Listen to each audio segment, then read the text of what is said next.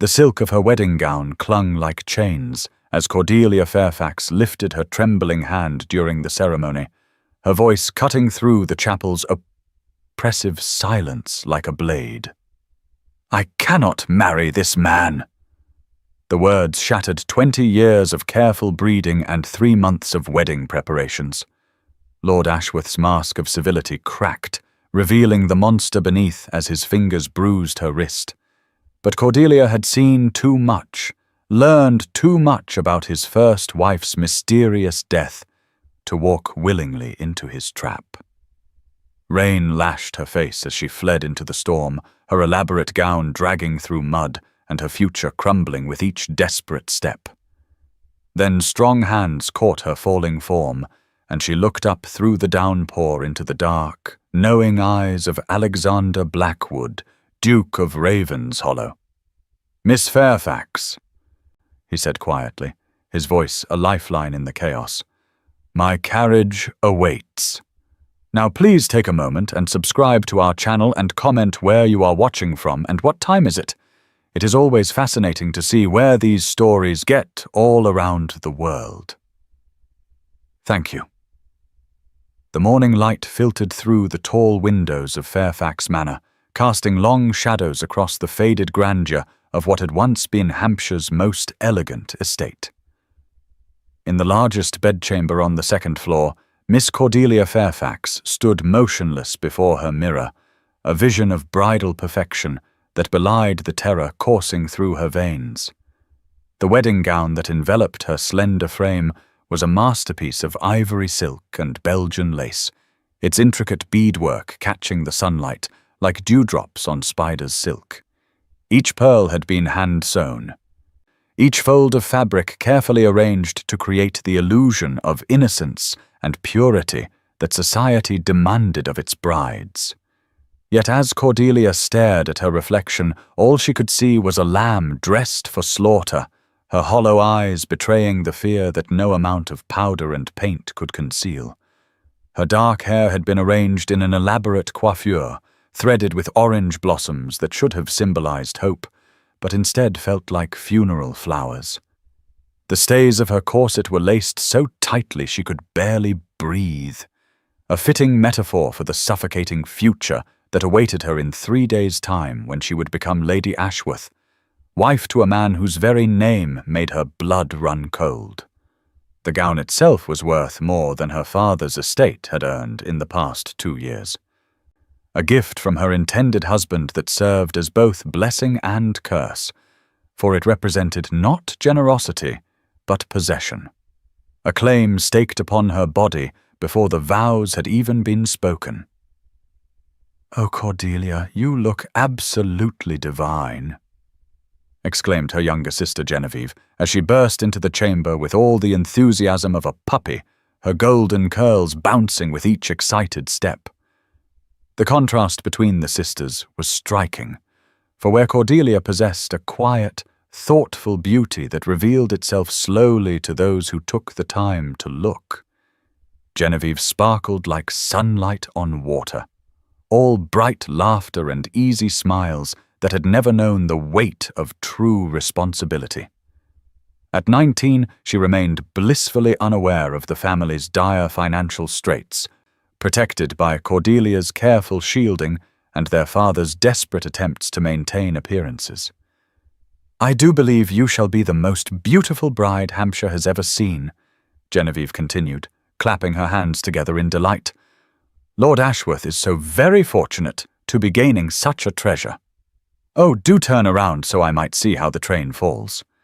The poor child had no idea that her sister's marriage was not a romantic triumph, but a business transaction, a bartering of flesh for coin that would save the family from complete ruin while condemning Cordelia to a living hell. Mrs. Temperance Mills, their former governess who had remained with the family despite their reduced circumstances, stood silently near the window, her sharp eyes missing nothing as she observed Cordelia's pallor and the way her hands trembled despite her efforts at composure. The older woman had served the Fairfax family for 15 years, first as teacher to the girls and now as companion and confidant, and she possessed the rare gift of seeing beyond surface appearances to the truth that lay beneath. Mrs. Mills approached with the measured steps of one who had learned to navigate the treacherous waters of a household in decline, her practical grey dress and neat cap reflecting her position as neither family nor servant, but something in between. "My dear," she said softly, her voice carrying the gentle authority of one who had guided both sisters through childhood's trials, "perhaps you should rest for a moment. You look rather pale this morning." The concern in her tone was unmistakable, though she was too well trained to speak openly of her fears in front of Genevieve, who remained mercifully oblivious to the undercurrents of tension that filled the room like smoke. Cordelia met Mrs. Mills' gaze in the mirror, seeing her own worry reflected in those kind grey eyes that had witnessed too much to be easily deceived. "I am quite well," she replied, though her voice lacked conviction even to her own ears. Merely excited about the upcoming celebration, as any bride should be. The lie tasted bitter on her tongue, but she had become adept at swallowing such falsehoods in recent weeks, each one a small death that brought her closer to the larger destruction that awaited. Genevieve, bless her innocent heart, accepted this explanation without question, launching into an animated description of the wedding breakfast menu and the elaborate decorations that Lord Ashworth had commissioned for his private chapel, each detail another bar in the cage that was closing around Cordelia with inexorable finality. The sound of heavy footsteps in the corridor announced her father's arrival before he appeared in the doorway, his once handsome face bearing the marks of too many sleepless nights and too much brandy consumed in desperate attempts to forget his failures. Sir Edmund Fairfax had been a proud man once, the master of a thriving estate, and the father of 2 daughters who wanted for nothing, but years of poor investments and gambling debts had reduced him to a shadow of his former self, dependent upon the charity of his creditors and the promise of his eldest daughter's advantageous marriage to save them all from complete disgrace. "Girls," he announced, his voice carrying forced cheer that fooled no one except perhaps Genevieve,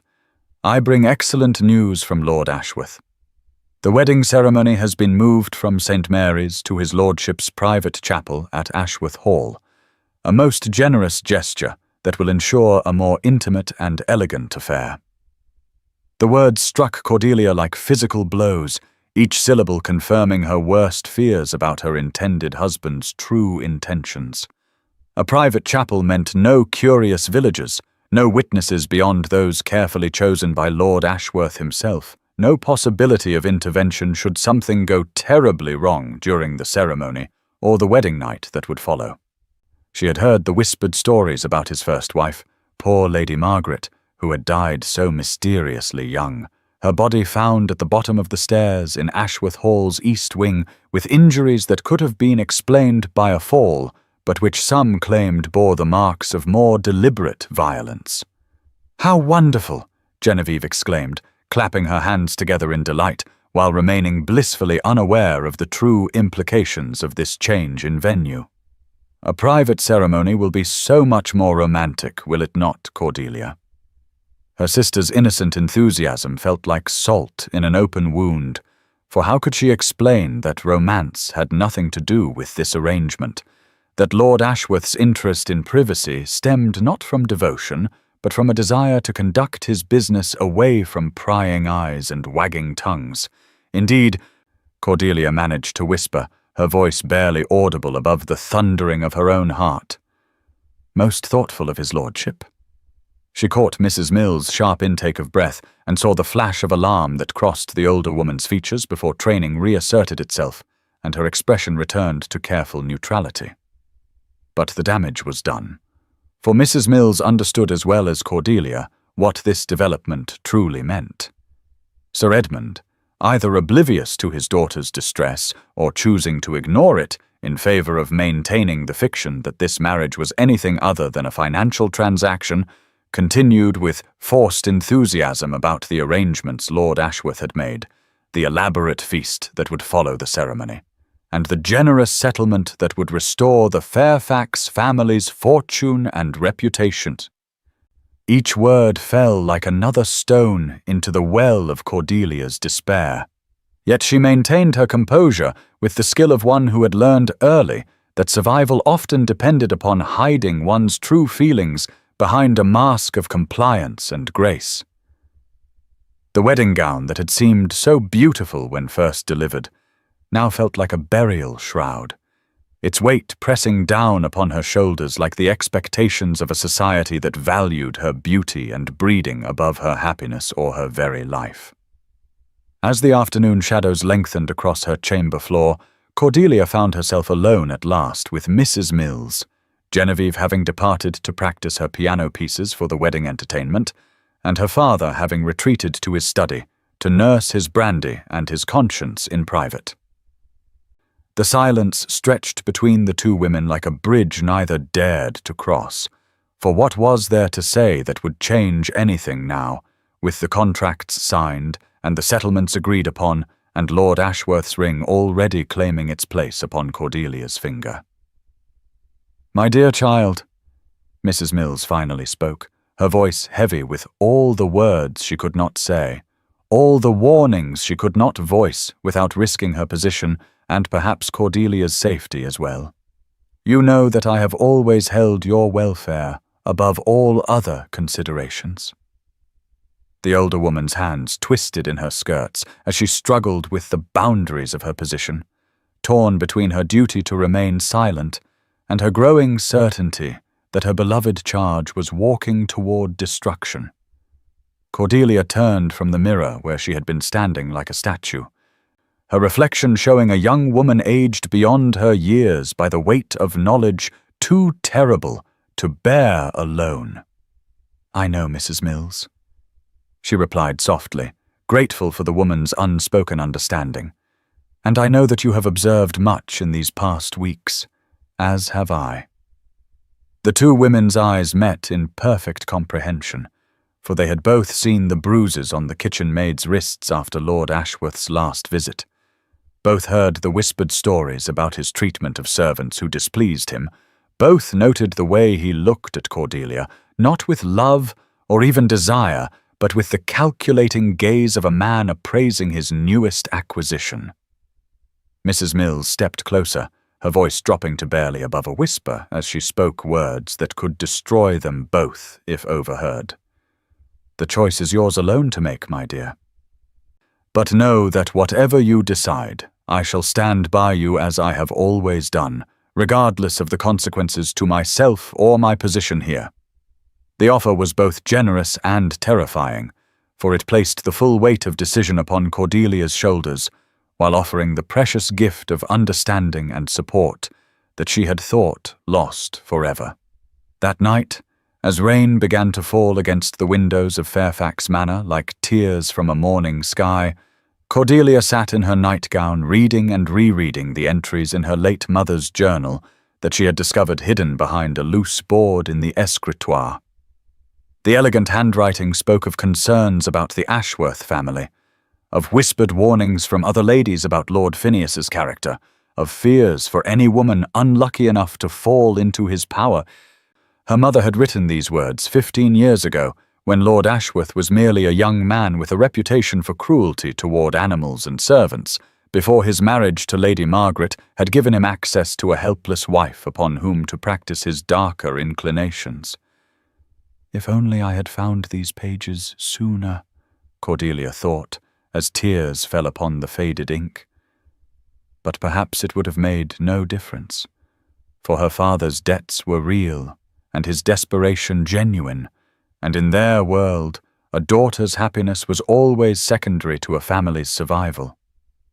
Yet as she sat there in the candlelight, surrounded by the evidence of Lord Ashworth's true nature,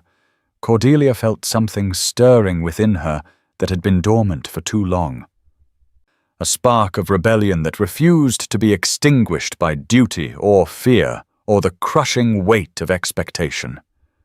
She thought of Lady Margaret, young and beautiful and trusting, who had walked willingly into Ashworth Hall and never walked out again. And she knew with crystalline clarity that she could not, would not, allow herself to become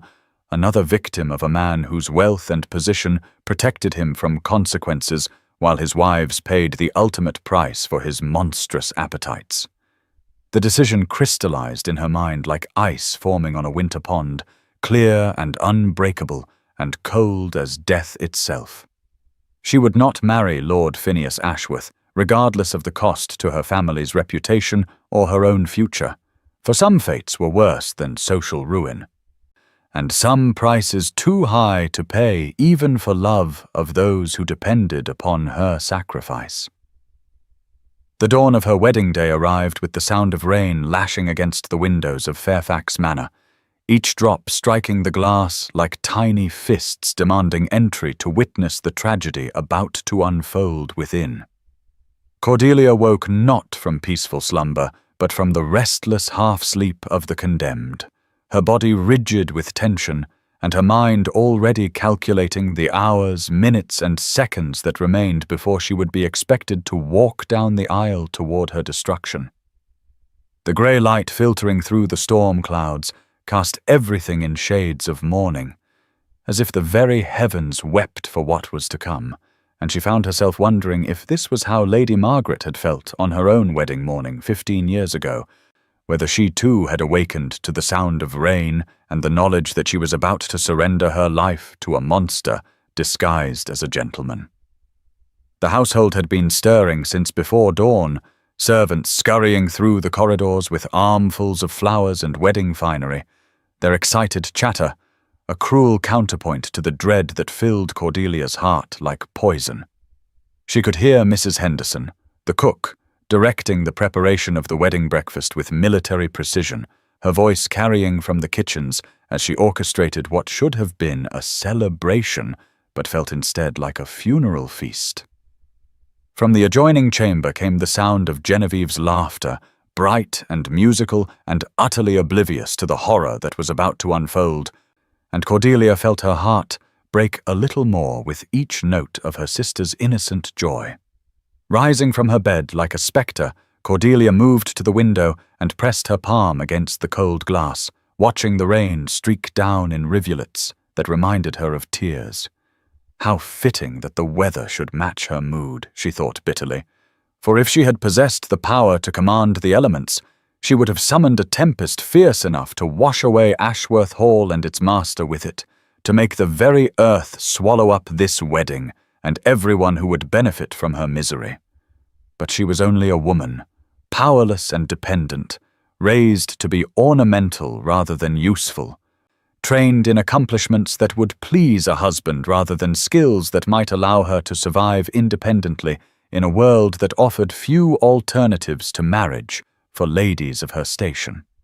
The irony was not lost upon her that her education, designed to make her an appealing bride, had also given her the intelligence to understand exactly what fate awaited her, and the imagination to envision, in vivid detail, the years of suffering that stretched ahead like a road leading inexorably toward death. She thought of her mother's journal, hidden now beneath her mattress like contraband, its pages filled with warnings that had come 15 years too late to save Lady Margaret,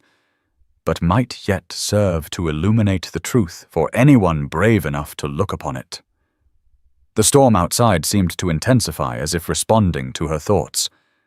The wind howling around the manor's ancient stones with a voice that sounded almost human in its anguish, and Cordelia found herself wondering if this was Lady Margaret's spirit trying to warn her, trying to prevent another young woman from walking willingly into the trap that had claimed her own life. The sound of footsteps in the corridor announced the arrival of the wedding party's support staff, and within moments her chamber was invaded by a small army of maids and seamstresses, their arms laden with the components of her bridal ensemble. The wedding gown hung on its stand like an empty shell, waiting to be filled with her reluctant flesh, its ivory silk gleaming despite the grey morning light. as if it possessed some inner radiance that mocked the darkness of the occasion. Mrs. Patterson, the head seamstress borrowed from Lady Worthington for this special day, bustled about with professional efficiency,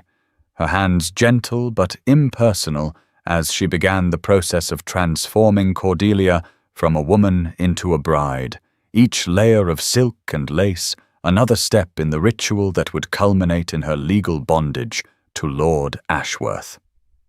The corset came first, its whalebone stays designed to create the fashionable silhouette that men found so appealing, its tight lacings a preview of the constraints that marriage would place upon her freedom, her breath, her very existence. As the maid pulled the stays tighter, Cordelia found herself thinking that this was what it must feel like to be buried alive, to feel the walls of the tomb closing in while consciousness remained to witness every moment of the entombment. The chemise followed. Then the stockings and garters, each item of clothing chosen not for her comfort, but for its symbolic value, its contribution to the image of purity and innocence that society demanded of its brides, regardless of the corruption that might await them at the altar. Genevieve burst into the chamber like a ray of sunshine piercing storm clouds, her arms full of orange blossoms and her face glowing with excitement that seemed to illuminate the entire room despite the gloomy weather outside. "Oh, Cordelia," she exclaimed as she arranged the flowers with artistic flair. "You cannot imagine how beautiful everything looks downstairs. The drawing room has been transformed into a perfect bower, and cook has outdone herself with the wedding breakfast. Lord Ashworth sent the most exquisite champagne, and Papa is beside himself with joy at the thought of toasting your happiness." Her words fell upon Cordelia's ears like stones thrown into a deep well, each cheerful observation sinking into the darkness of her despair without creating even the smallest ripple of response. How could she tell this beloved sister that there would be no happiness to toast, that the man they were celebrating was a monster who viewed marriage as a license for cruelty, that the beautiful flowers Genevieve arranged so lovingly would soon become funeral wreaths, marking the death of everything Cordelia had ever hoped to be? The poor child continued her chatter as she helped the maids arrange Cordelia's hair, weaving the orange blossoms through the dark tresses with fingers that trembled slightly with excitement, utterly unconscious of the fact that she was helping to prepare her sister for sacrifice. Mrs. Mills appeared in the doorway like a guardian angel, her sharp eyes taking in the scene with the penetrating gaze of one who missed nothing and understood too much. Her presence brought a measure of comfort to Cordelia, for here at least was someone who might comprehend the true nature of what was taking place, someone whose concern was genuine rather than performative. "My dear child," Mrs. Mills said softly as she approached the dressing table where Cordelia sat like a porcelain doll being prepared for display. "Perhaps you might benefit from a moment of quiet reflection before the ceremony." The suggestion was delivered with the careful neutrality of one who walked always on dangerous ground, who knew that too much insight or too obvious concern might be interpreted as interference by those who held the power to dismiss her without reference or pension. Cordelia met her gaze in the looking-glass, seeing her own fear reflected in those kind grey eyes that had watched over her since childhood, and felt a surge of gratitude for this woman who had sacrificed her own opportunities for independence to remain with a family in decline, who had chosen loyalty over security and love over comfort. Mrs. Mill's presence was a reminder that there were still people in the world who valued honor above convenience, who understood that some bonds transcended mere duty or financial obligation, and for a moment Cordelia felt less alone with her terrible knowledge. "That sounds perfectly sensible," she managed to reply, her voice steady despite the chaos in her heart. "Perhaps a few minutes to compose myself before the guests arrive." Genevieve looked up from her flower arranging with the expression of mild concern, her innocent face reflecting worry that her sister might be suffering from the natural nervousness of any bride, rather than the existential terror of one who knew herself to be walking toward destruction. Mrs. Mills dismissed the other servants with quiet authority, sending them about their duties with instructions to ensure that everything was perfect for the ceremony, and soon the chamber contained only the 3 women who had shared so many years together within these walls. The silence that fell was heavy with unspoken understanding, for while Genevieve remained blissfully unaware of the true situation, Mrs. Mills had seen enough in recent weeks to draw her own conclusions about Lord Ashworth's character and her dear Cordelia's state of mind. "Cordelia," she said carefully, choosing each word with the precision of one who understood that lives might hang in the balance of what was said or left unsaid. "I want you to know that whatever choices you might feel compelled to make, whatever decisions might seem necessary for the welfare of those you love, you have my complete support and understanding." The words were carefully coded, designed to offer comfort without providing grounds for accusation, should they be overheard or reported, but their meaning was crystal clear to Cordelia, who felt tears spring to her eyes at this evidence of unwavering loyalty from the woman who had been more mother to her than governess. Genevieve looked between them with growing puzzlement, sensing undercurrents she could not comprehend but had not yet learned to fear, her natural optimism protecting her from the darker truths that shadowed her sister's existence. The morning progressed with relentless efficiency, each task completed bringing Cordelia closer to the moment when she would be expected to take Lord Ashworth's arm and speak the vows that would bind her to him until death freed her from the bondage. The wedding dress slipped over her head like a shroud, its weight settling upon her shoulders with the finality of a prison gate closing, and she watched in the mirror as her reflection transformed from that of Cordelia Fairfax, free woman, into that of a bride prepared for sacrifice. The jewelry came next. Lord Ashworth's gifts arranged upon her throat and wrists like golden chains, their weight a constant reminder of the price he expected to extract in return for his generosity. The emerald necklace felt particularly heavy against her skin, its stones cold as winter ice and somehow watching, as if they carried within them the accumulated suffering of all the women who had worn them before her. She thought of Lady Margaret adorning herself with these same jewels on her own wedding morning, perhaps feeling this same sense of impending doom, perhaps entertaining the same wild thoughts of flight that now consumed Cordelia's every waking moment. The tiara settled upon her head like a crown of thorns,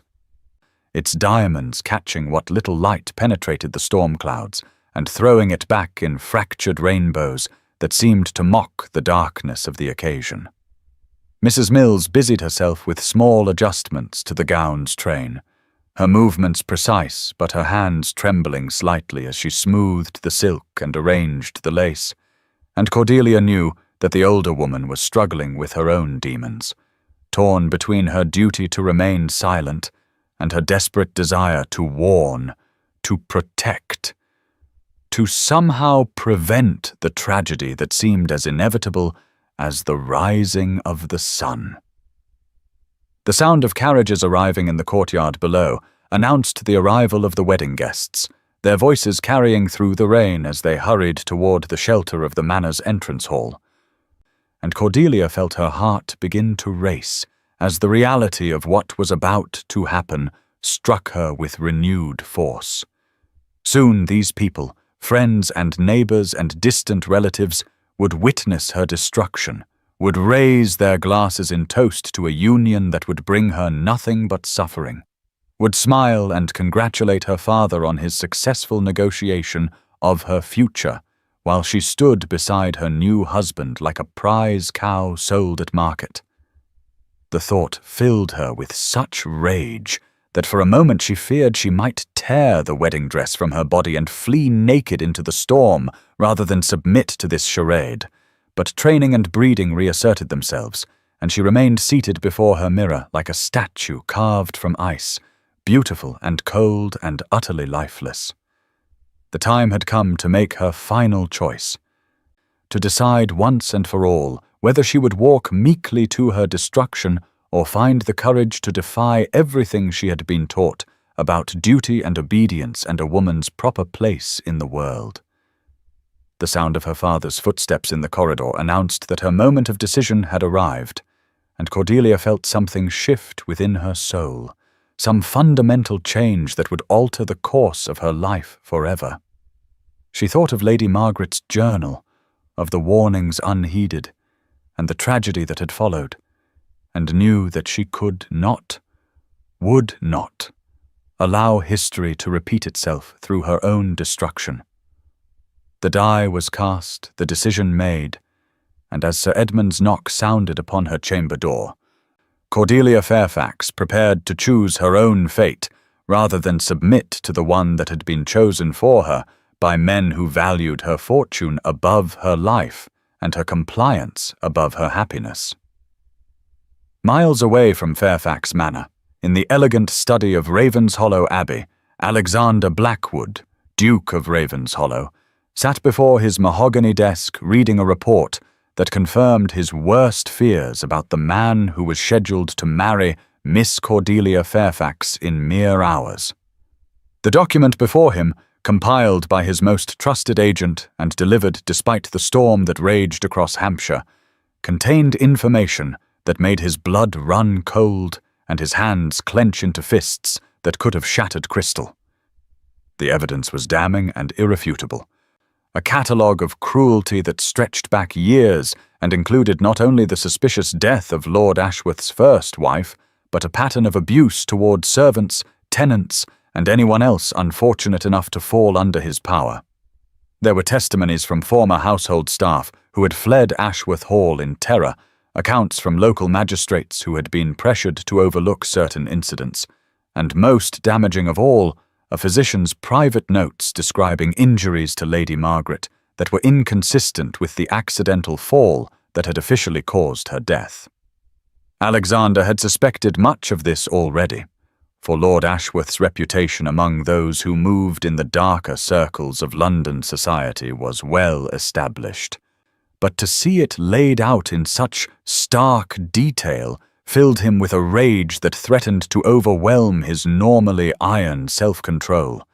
The man was a monster, plain and simple, and the thought that an innocent young woman was about to be delivered into his hands like a lamb to slaughter made Alexander's very soul cry out for justice. He had been haunted by thoughts of Miss Cordelia Fairfax for weeks now, ever since their brief encounter at the village fair, where he had observed her quiet grace and intelligent eyes, the way she had positioned herself between her younger sister and a group of rowdy young bucks who had been making inappropriate advances. There had been something in her manner that had spoken to him on a level deeper than mere attraction, a recognition of a kindred spirit trapped by circumstances beyond her control. And he had found himself making discreet inquiries about her situation that had led inevitably to this moment of terrible knowledge. The investigation had begun as idle curiosity about an interesting young woman,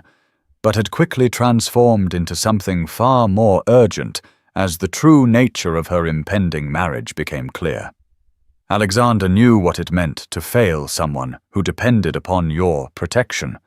for the guilt of his sister Charlotte's death still weighed upon his conscience like lead, a constant reminder of what happened when duty and convention were allowed to override human decency. Charlotte had been barely 18 when he had arranged her marriage to the Earl of Westbrook, a man of impeccable reputation and substantial fortune who had seemed the perfect choice for a duke's sister, and she had died within 2 years of the wedding under circumstances that had never been fully explained. The official cause had been influenza,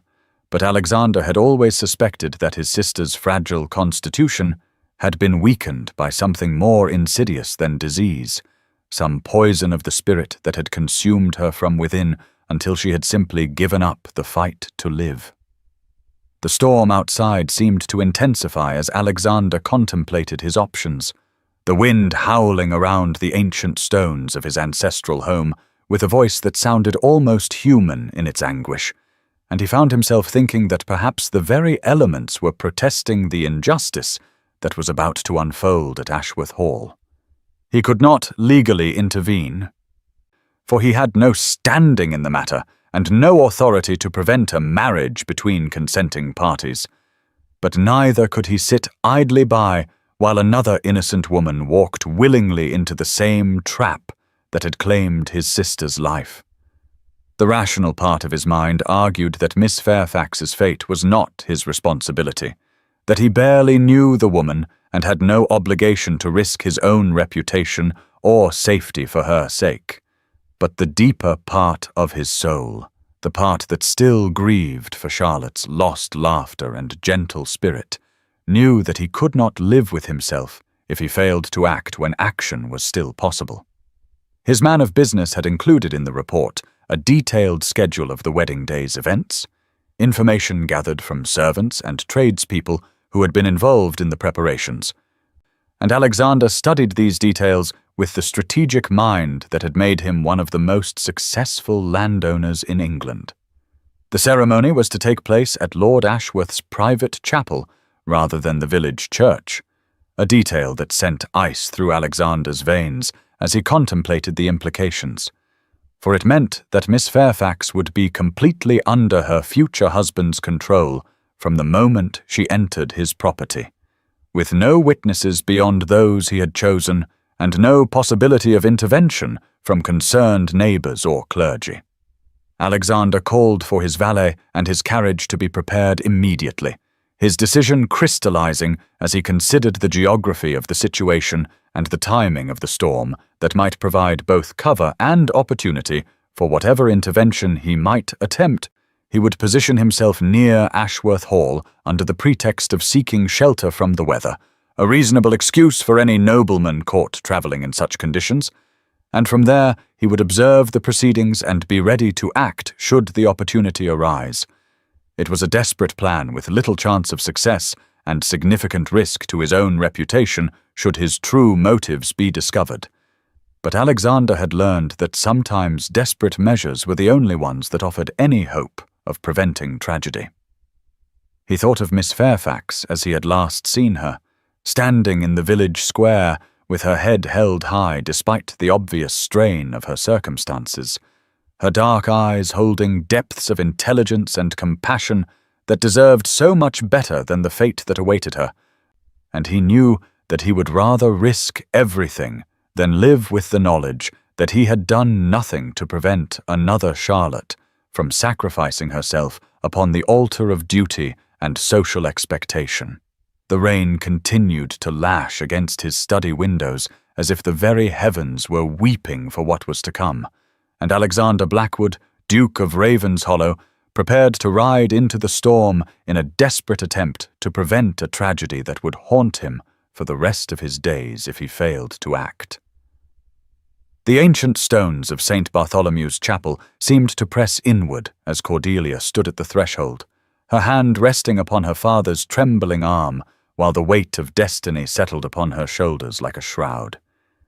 The private chapel at Ashworth Hall had been transformed for the occasion into something that might have appeared magnificent to those who did not understand its true purpose, its Gothic arches draped with white silk and orange blossoms that filled the air with a cloying sweetness that made her stomach turn. The assembled guests, a carefully curated selection of Lord Ashworth's allies and her father's remaining friends, turned in their seats to watch her entrance, with expressions that ranged from polite interest to barely concealed anticipation,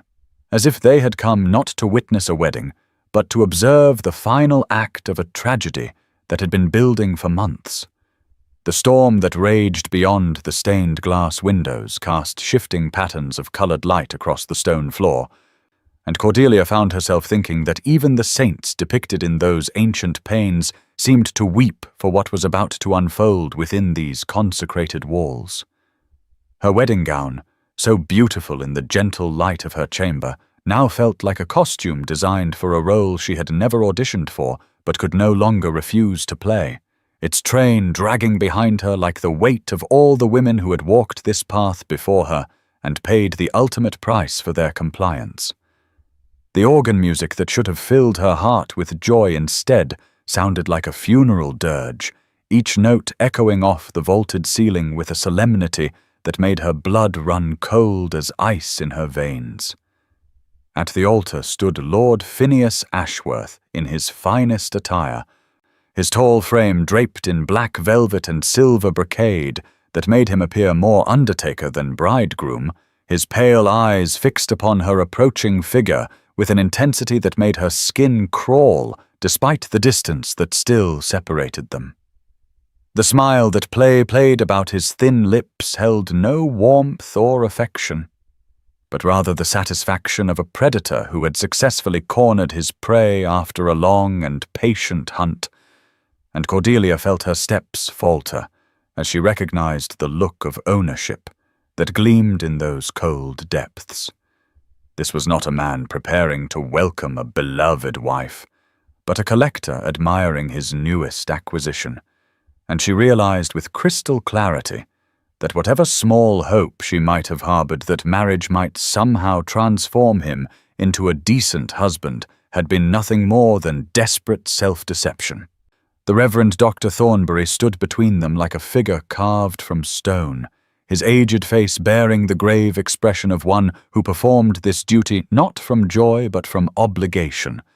and Cordelia wondered if he too sensed something wrong with this union, or if his solemnity was merely the result of decades spent presiding over ceremonies that bound souls together for better or worse.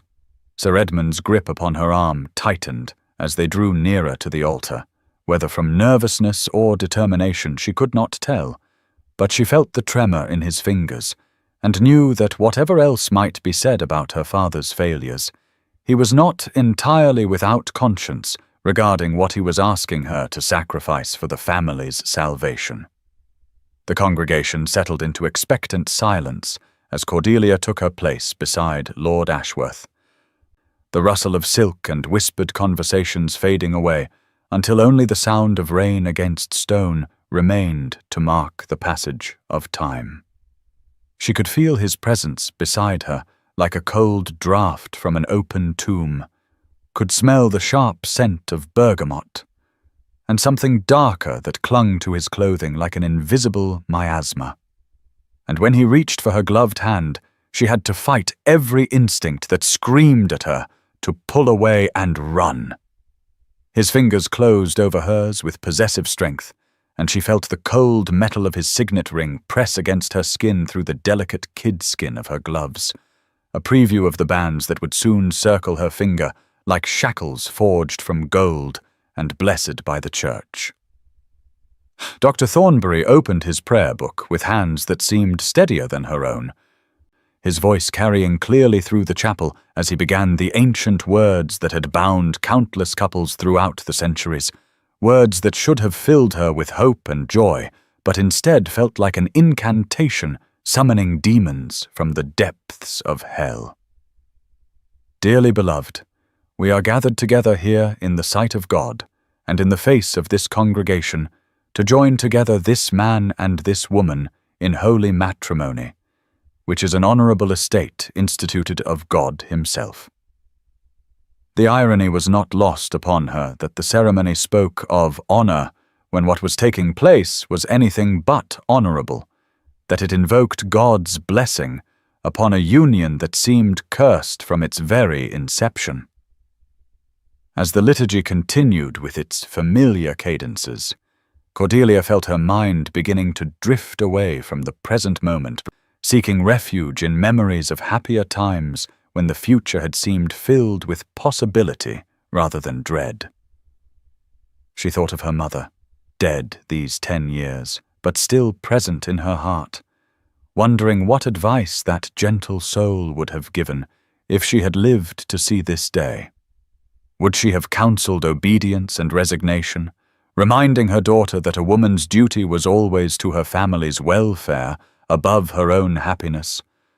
Or would she have found some way to prevent this travesty from taking place at all?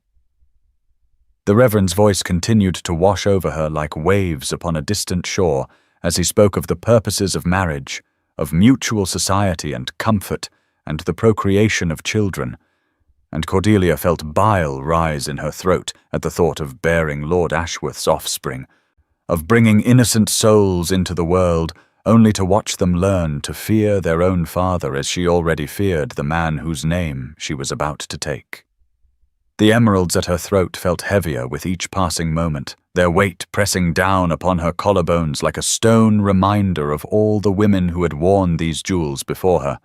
and she wondered if Lady Margaret had felt this same sense of impending doom as she stood in this very spot 15 years ago, speaking vows that would ultimately lead to her destruction.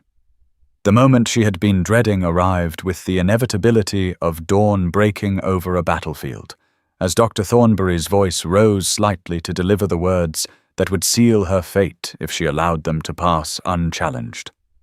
Therefore, if any man can show any just cause why they may not lawfully be joined together, let him now speak, or else hereafter forever hold his peace. The silence that followed was so complete that Cordelia could hear her own heartbeat thundering in her ears, could feel the expectant tension of the assembled guests as they waited for this formality to pass so that the ceremony could continue toward its predetermined conclusion. This was her moment, she realized with startling clarity. Her last chance to speak before the vows were exchanged, and her life became forfeit to a man who would view her as property to be used and discarded at his pleasure. She opened her mouth to speak, to cry out against this travesty, to demand that someone acknowledge the truth about the monster who stood beside her, wearing the mask of respectability. But no sound emerged from her throat except a small gasp that might have been mistaken for nervousness rather than terror.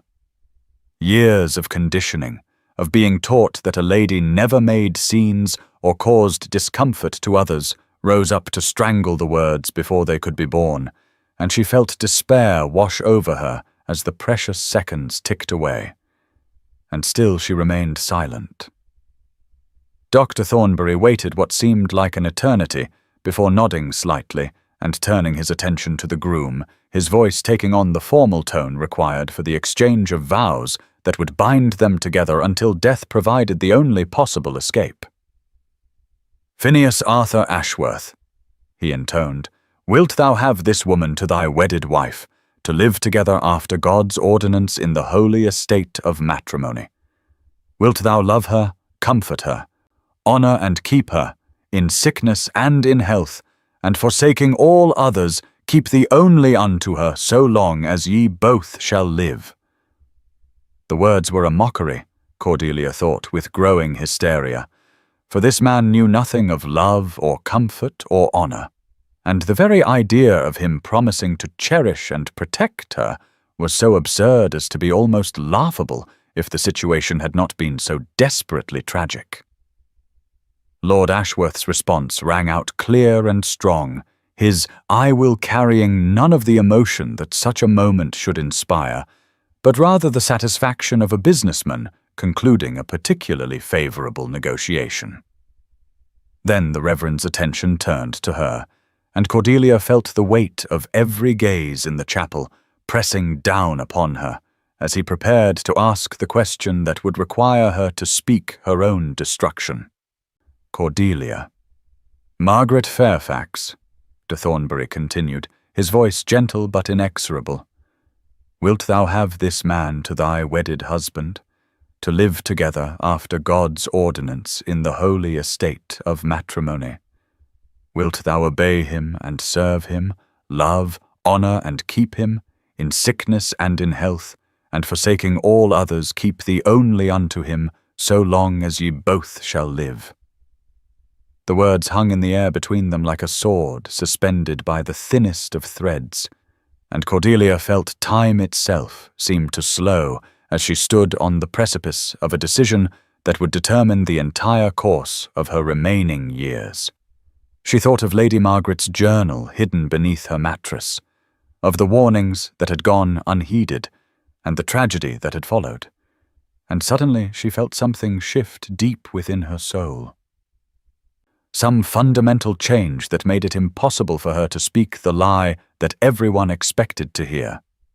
The conditioning of 22 years fell away like chains breaking under unbearable pressure, and she found her voice at last, clear and strong and filled with a determination that surprised even her. "I cannot," she said, the words echoing through the chapel like thunder breaking the silence of a summer evening. "I cannot marry this man." The effect of her declaration was immediate and catastrophic, as if she had thrown a stone into a still pond and watched the ripples spread outward in ever-widening circles of shock and dismay. Gasps and exclamations erupted from the assembled guests, while Lord Ashworth's face transformed from smug satisfaction to furious disbelief, his pale eyes blazing with a rage so intense that Cordelia instinctively took a step backward. Dr. Thornbury stood frozen at the altar, his prayer book hanging forgotten in his hands as he stared at her in complete bewilderment, clearly uncertain how to proceed in the face of such an unprecedented situation. Sir Edmund made a strangled sound that might have been her name, or simply an expression of horror at the social catastrophe that was unfolding before his eyes, and Cordelia could see in his face the death of all his hopes for the family's financial salvation. But it was Lord Ashworth's reaction that truly terrified her, for his mask of civilized restraint had fallen away completely to reveal the monster that lurked beneath, and she realized that she was seeing the face that Lady Margaret must have known in private, the expression that had preceded whatever violence had ultimately claimed her life. "You will reconsider this foolishness immediately," Lord Ashworth hissed through clenched teeth, his hand shooting out to grasp her wrist with bruising force that made her gasp in pain and confirmed everything she had suspected about his true nature. "The guests are watching. Your father's reputation hangs in the balance, and you will not disgrace this family or mine with your hysterical behavior." His grip tightened with each word until she could feel her bones grinding together beneath his fingers, and she knew that this was just a preview of the pain he would inflict upon her if she gave him the legal right to call her his wife. She tried to pull away, but his strength was far greater than hers, and the desperation in his eyes told her that he would not release her easily, that too much depended upon this marriage for him to allow her to escape without a fight.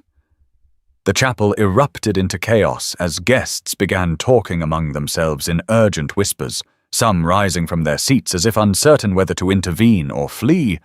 and Cordelia realized that whatever happened next, her old life was over, and she would have to forge a new path through sheer force of will and courage she was not entirely certain she possessed. "My lord, please release my daughter," Sir Edmund said in a voice that shook with emotion, though whether from anger or fear Cordelia could not determine. "Perhaps we might discuss this matter privately and reach some understanding that would be satisfactory to all parties involved." But even as he spoke the words, Cordelia could see in his eyes that he knew the situation was beyond salvage, that no amount of negotiation or persuasion would undo the damage that had been done to all their reputations by her public refusal. Lord Ashworth's laugh was harsh and bitter as he responded, his grip on her wrist never loosening, despite her continued struggles to break free.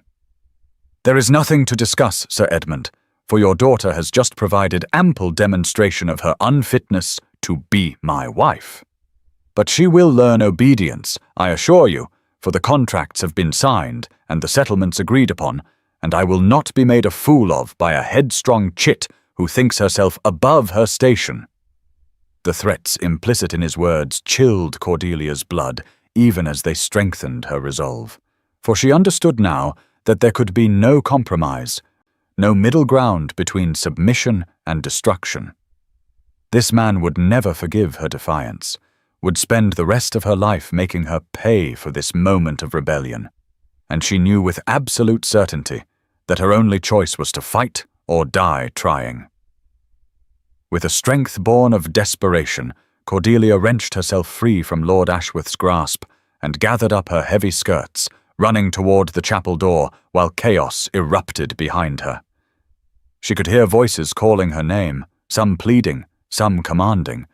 but she did not look back as she burst through the doors into the raging storm that waited beyond the false sanctuary of the chapel walls.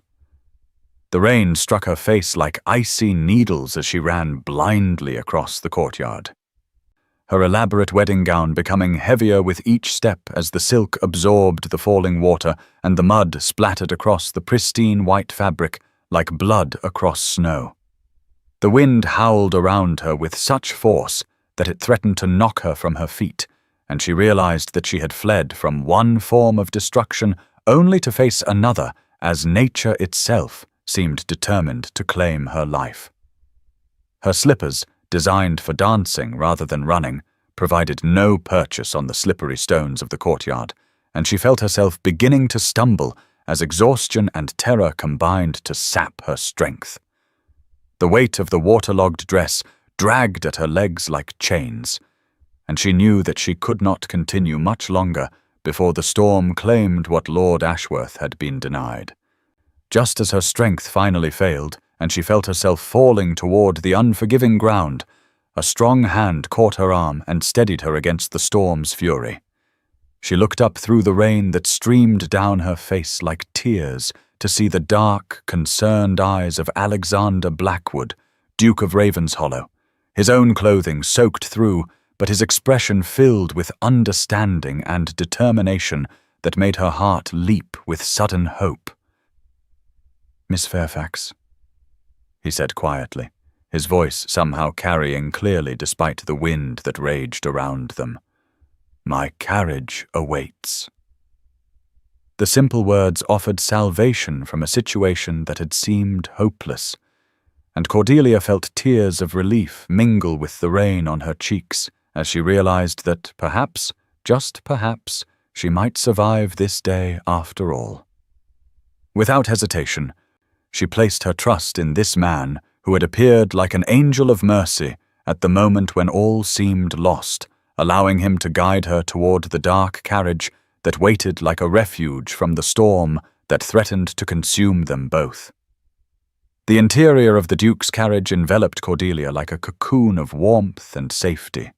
its rich burgundy leather seats and polished wood trim speaking of wealth and refinement that made her acutely aware of her own bedraggled state as rainwater dripped from her sodden wedding gown onto the immaculate upholstery. The storm that raged outside seemed muffled and distant now, reduced to a gentle drumming against the carriage windows that was almost soothing after the violence of her flight from the chapel, and she found herself shivering, not just from the cold that had seeped into her bones, but from the delayed shock of what she had just done, the magnitude of her defiance still too enormous to fully comprehend. Alexander Blackwood sat across from her with the careful distance of a gentleman who understood the delicacy of the situation, his dark eyes filled with concern, but his manner scrupulously proper, despite the extraordinary circumstances that had brought them together in this intimate space. He had removed his own greatcoat without ceremony and draped it around her shoulders before producing a thick woolen blanket from the carriage's storage compartments, his movements efficient and gentle as he ensured her comfort without making her feel more vulnerable than she already did. The scent of bergamot and sandalwood that clung to his coat was infinitely preferable to the cloying sweetness of the chapel flowers or the darker undertones she had detected in Lord Ashworth's presence, and she pulled the heavy fabric closer around her trembling form while trying to process the reality that she was here,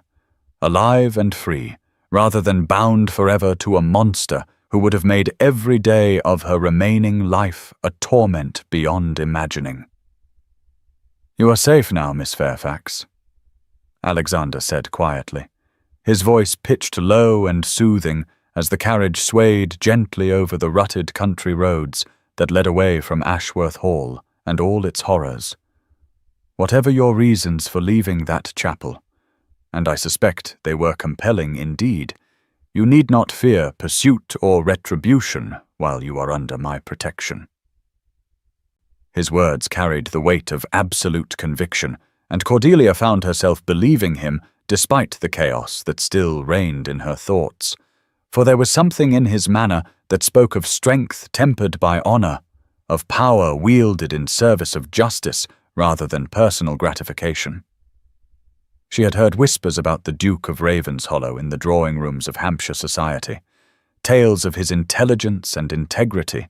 his devotion to his estates and tenants, his tragic loss of a beloved sister who had died young and left him with a reputation for avoiding the marriage mart despite being one of England's most eligible bachelors. Looking at him now through eyes still blurred with tears and rainwater, she could see the shadows of old pain in his expression, the careful control of a man who had learned to guard his emotions carefully, lest they overwhelm him entirely. There was kindness in his face, she realized with dawning wonder, genuine compassion unmarred by the calculation or predatory hunger she had grown accustomed to seeing in the eyes of men who viewed women as commodities to be acquired and possessed, rather than human beings deserving of respect and protection. "I fear I have compromised you terribly by accepting your assistance," she managed to say through chattering teeth, her voice barely above a whisper as the full implications of her situation began to penetrate the fog of shock that had surrounded her since her desperate flight from the altar. "Society will assume the worst of both of us, and your reputation will suffer for your kindness to a woman who has brought disgrace upon herself and her family." The words tasted bitter on her tongue, for she knew the rigid codes that governed their world, understood that her presence in his carriage, unchaperoned, would be seen as scandalous regardless of the circumstances that had brought them together, and she could not bear the thought that her salvation might come at the cost of his social standing. Alexander's expression softened further at her concern for his welfare, even in the midst of her own crisis, and she saw something flicker in his dark eyes that might have been admiration for her consideration of others, despite her desperate circumstances. "My dear Miss Fairfax," he replied with gentle firmness, "my reputation has weathered far greater storms than this, and I care infinitely more for your safety and well-being than for the opinions of those who would condemn an act of common decency. Besides," he added with a slight smile that transformed his austere features, "I suspect that once the full truth of Lord Ashworth's character becomes known, as I intend to ensure it does, public opinion will vindicate your decision rather than condemn it."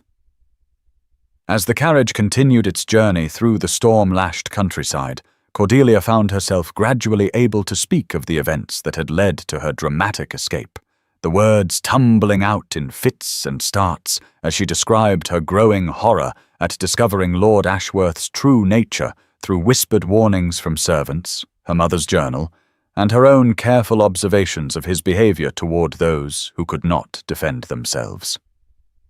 Alexander listened without interruption, his face growing darker with each revelation about the man who had so nearly succeeded in claiming Cordelia as his victim, and she could see the controlled fury building behind his carefully maintained composure as she spoke of Lady Margaret's suspicious death, and the pattern of cruelty that suggested her own fate would have been equally tragic. When she finished her account, silence fell between them except for the steady rhythm of hoofbeats and wheels against stone, and Cordelia found herself studying Alexander's profile as he gazed out at the rain-soaked landscape with an expression of such profound sadness that her heart ached in sympathy for whatever memories her story had awakened. "Your courage in refusing to proceed with that marriage may well have saved your life," he said finally, his voice roughened by emotion that he struggled to keep in check. "I have some experience with the devastating consequences of failing to prevent such unions, and I cannot tell you how grateful I am that you found the strength to choose your own path rather than submit to a fate that would have destroyed you." There was something in his tone that suggested personal experience with such tragedy, and Cordelia felt a surge of curiosity about the shadows that haunted this enigmatic man who had appeared at her darkest moment like an answer to prayers she had not even known she was offering. "May I ask," she ventured carefully, "what experience you speak of, Your Grace? For surely a man of your position and influence has never been powerless to prevent such injustices from occurring." Alexander's hands tightened slightly on the leather strap he had been holding, and for a moment she thought he would not answer. But then he turned to meet her gaze, with eyes that held depths of pain she recognized all too well. "My younger sister Charlotte was married at 18 to a man I chose for her, a man whose reputation was spotless, and whose character I believed to be above reproach," he said quietly. "She died less than 2 years later, officially of influenza, but I have always suspected that her spirit was broken long before her body succumbed to disease. I failed her utterly by prioritizing social advantage over her happiness, and I have carried that guilt every day since her death." The raw honesty of his confession touched something deep within Cordelia's heart, for she understood now why he had been positioned to intervene in her own crisis, why his concern for her welfare went beyond mere chivalry to something more personal and profound. The landscape outside the carriage windows began to change as they travelled deeper into the duchy's lands, the wild moorland giving way to carefully tended parkland, where ancient oaks stood sentinel over rolling green meadows that even the storm could not diminish in their beauty. In the distance, Cordelia could see the towers and chimneys of what could only be Ravenshollow Abbey rising from a gentle hillside like something from a fairy tale, its Gothic architecture speaking of centuries of history and tradition that somehow managed to be welcoming rather than intimidating. The Abbey's windows glowed warmly against the grey afternoon, promising shelter and safety after the terrors of the morning, and Cordelia felt her heart lift slightly at the sight of this refuge that would provide her with time to think and plan her next steps without the immediate pressure of pursuit or social censure. As they drew nearer to the great house, she could see servants moving about their duties despite the weather, their purposeful activity suggesting a household run with efficiency and care rather than the harsh discipline she had observed at Ashworth Hall, and she began to allow herself to hope that perhaps her impulsive decision to trust this man had been justified by circumstances rather than mere desperation. The carriage swept through massive iron gates adorned with the Ravenshollow coat of arms and up a gravelled drive lined with lime trees whose branches formed a natural cathedral overhead, their leaves rustling with a sound like whispered blessings even in the storm's fury. Cordelia found herself pressing her face to the window like a child as they approached the Abbey's main entrance, marvelling at the way the ancient building seemed to embrace rather than intimidate, its honey-coloured stone walls softened by climbing roses and ivy that spoke of a place where beauty was cultivated alongside strength. The carriage drew to a halt before a massive oak door studded with iron, and within moments it opened to reveal a formidable woman in housekeeper's black, whose sharp eyes took in the situation with the swift assessment of one accustomed to managing crises with calm efficiency. "This would be Mrs. Catherine Whitmore," Alexander explained, as a footman hurried forward with an umbrella to shield them from the continuing rain. "My housekeeper and the true ruler of Ravenshollow Abbey. If anyone can restore you to rights after your ordeal, it is she." The warmth in his voice as he spoke of his staff told Cordelia much about his character as a master,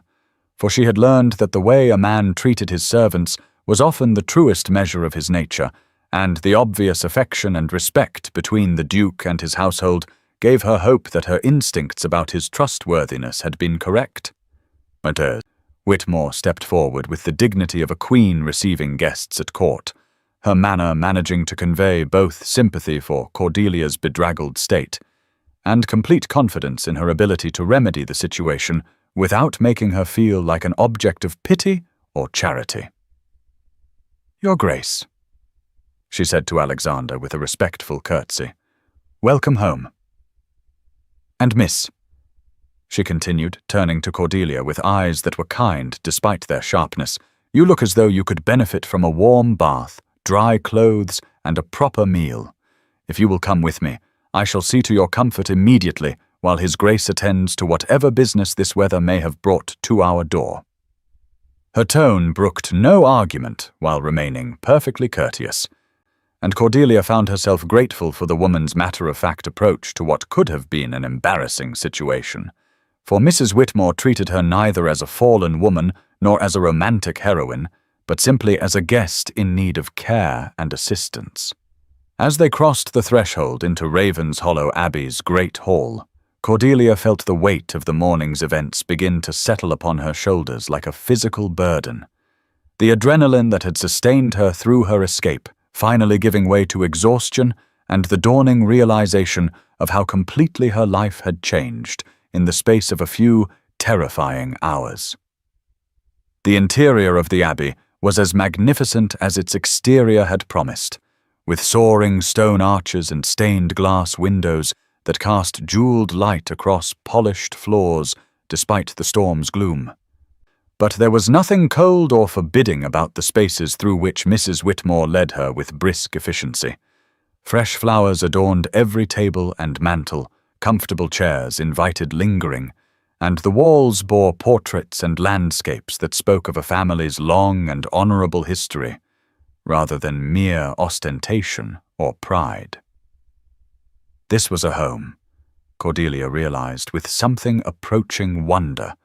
a place where people lived and loved and found joy in simple pleasures rather than a monument to power and wealth designed to intimidate visitors into submission. As they climbed a magnificent staircase toward the guest chambers, she caught glimpses of other rooms through open doorways,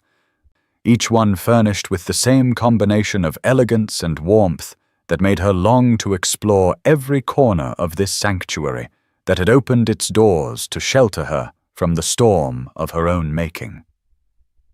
Mrs. Whitmore kept up a gentle stream of conversation as they walked, her voice soothing and practical as she outlined the immediate plans for Cordelia's comfort.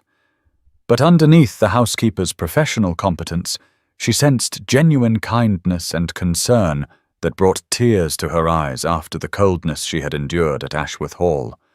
The bedchamber to which Mrs. Whitmore led her was a vision of comfort and tranquility, its windows overlooking gardens that would be spectacular when not obscured by driving rain,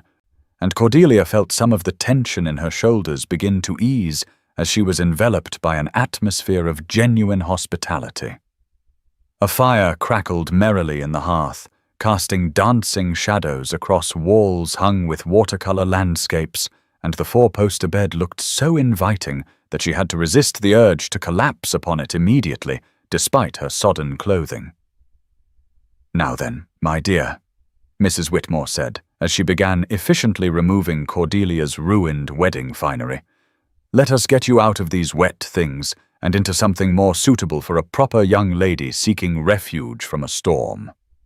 I have taken the liberty of laying out some garments that should fit you tolerably well until your own clothes can be procured, and I shall have a bath drawn immediately so that you may warm yourself properly." The housekeeper's matter-of-fact kindness was like balm to Cordelia's wounded spirit, for she asked no uncomfortable questions and made no judgments about the circumstances that had brought a bride in wedding dress to their door in the middle of a thunderstorm, treating her instead with the same courtesy she would have shown to any guest who arrived in need of assistance.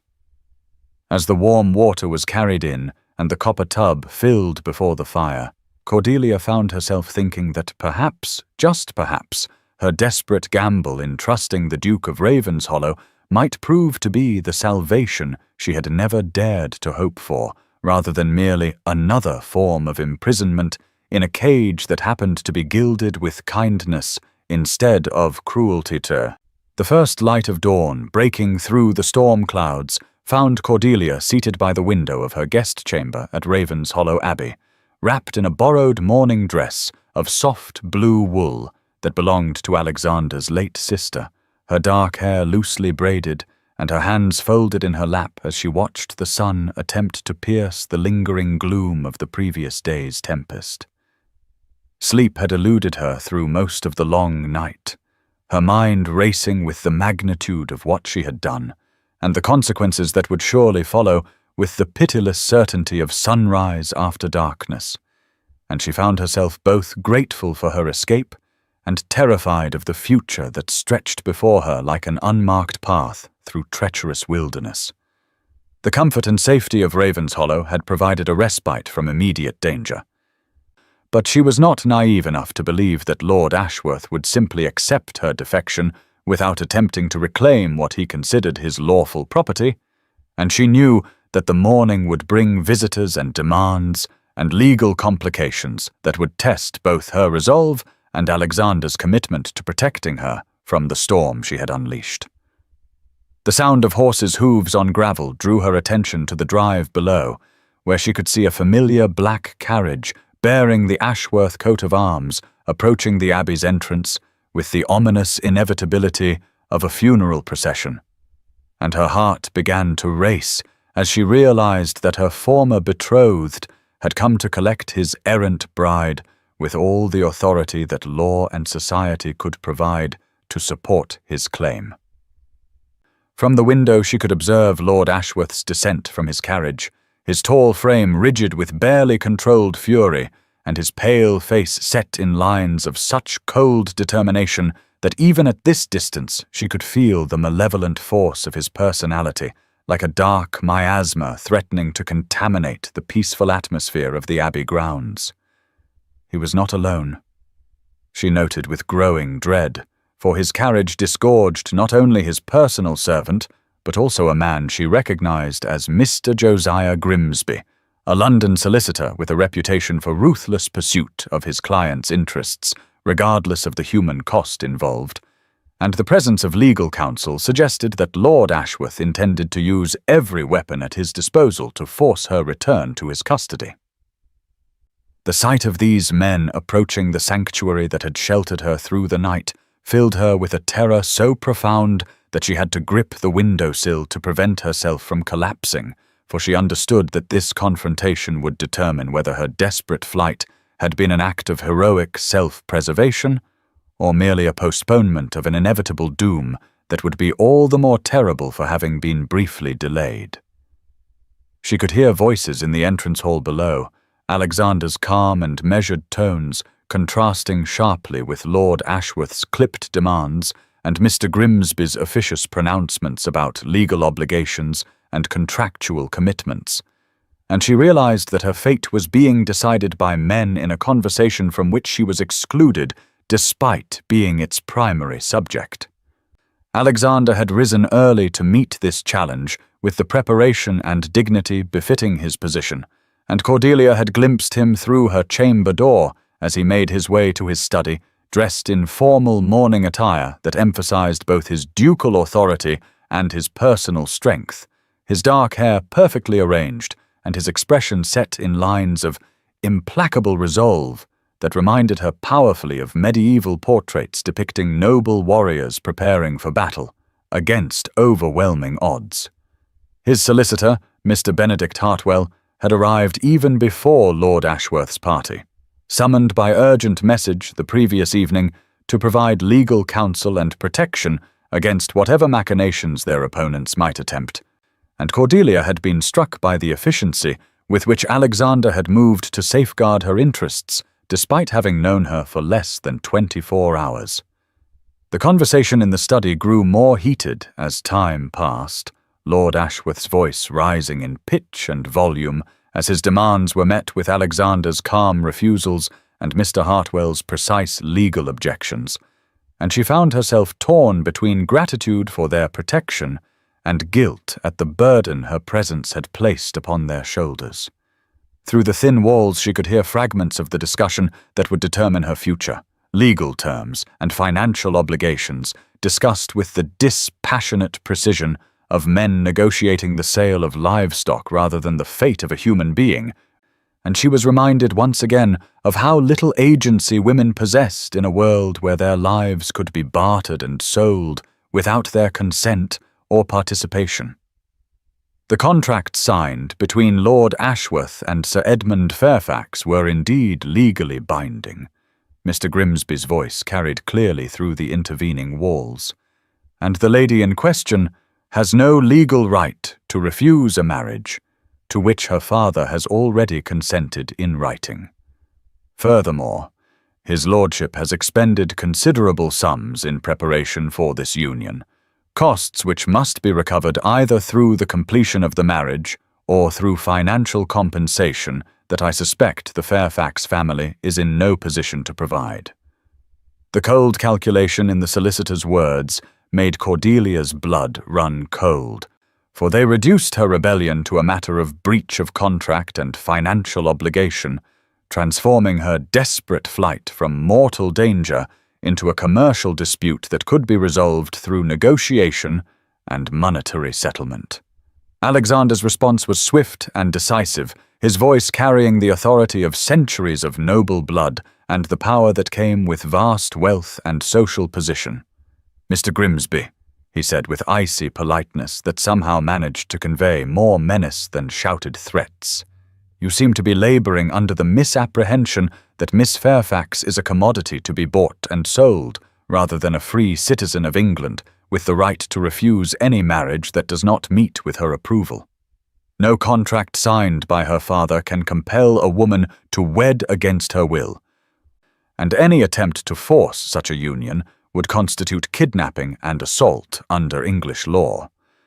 The legal battle that ensued was conducted with the civilized veneer that gentlemen maintained even when engaged in the most vicious warfare, each point and counterpoint delivered with perfect courtesy, while the underlying conflict remained as savage as any physical combat. Lord Ashworth's true character began to show through the cracks in his composure as Alexander's refusals continued, his voice taking on the harsh edge that Cordelia recognized from her observations of his treatment of servants and dependents, and she realized that the other men in the room were getting their first glimpse of the monster that lurked beneath his polished exterior. The financial ramifications of the broken engagement were indeed severe, for Sir Edmund had borrowed against the expected marriage settlement to pay his most pressing debts, and the collapse of the union would leave the Fairfax family facing immediate bankruptcy and social ruin that would destroy not only her father but Genevieve as well. This knowledge weighed upon Cordelia's conscience like a stone, for she understood that her salvation had come at a terrible cost to those she loved most, and she found herself questioning whether her flight had been an act of courage or the ultimate selfishness. Yet even as guilt threatened to overwhelm her, she reminded herself of Lady Margaret's fate, and the certainty that Lord Ashworth would have made her life a misery that would have ended only with her death, and she knew that she could not regret choosing life over duty, regardless of the price that others might have to pay for her freedom. The sound of Lord Ashworth's departure came as a relief so profound that Cordelia felt her knees give way beneath her, and she sank into the chair by the window, while tears of exhausted gratitude streamed down her cheeks at the realization that she had survived this first test of her resolve and Alexander's protection. The confrontation had ended without her being dragged back to Ashworth Hall, but she was not naive enough to believe that her former betrothed would simply abandon his pursuit, for she had seen the fury in his pale eyes and heard the promises of retribution in his voice as he was escorted from the premises by Alexander's footman. Mr. Hartwell remained below in urgent conference with his client,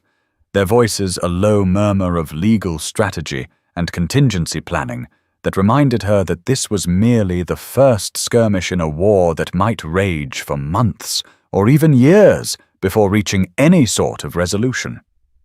She understood now that her presence at Ravenshollow had transformed Alexander from a disinterested observer of social injustice into an active participant in a conflict that could damage his own reputation and standing, and the weight of that responsibility pressed down upon her shoulders like a physical burden that threatened to crush her spirit despite the comfort and safety of her surroundings. The afternoon brought visitors of a very different sort, as the sound of a lighter carriage announced the arrival of a party that made Cordelia's heart leap with joy, even as it filled her with fresh anxiety about the news they might bring from the outside world. From her window, she could see Genevieve descending from the modest conveyance that served the Fairfax family for local travel, her golden hair catching the sunlight that had finally broken through the storm clouds, and her face bearing an expression of such mingled concern and determination that Cordelia felt tears spring to her eyes at the sight of this beloved sister who had risked social censure by coming to see her in her disgrace. Mrs. Mills emerged from the carriage with the dignity and composure that never failed her regardless of the circumstance. Her practical grey travelling dress and neat bonnet, speaking of a woman who faced crisis with calm efficiency rather than hysteria, and Cordelia knew that these two women had come not to condemn her choice, but to understand it and offer whatever support they could provide in the face of social catastrophe.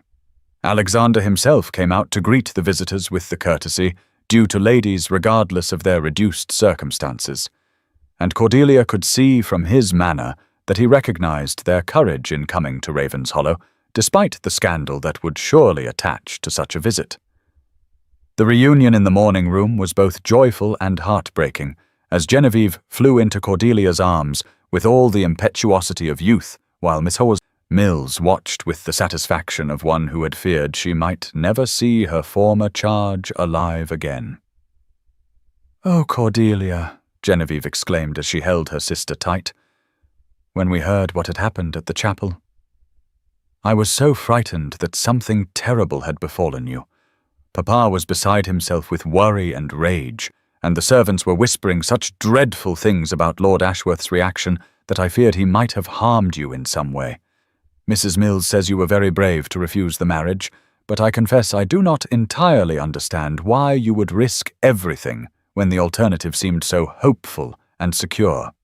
The innocent question cut through Cordelia's heart like a blade.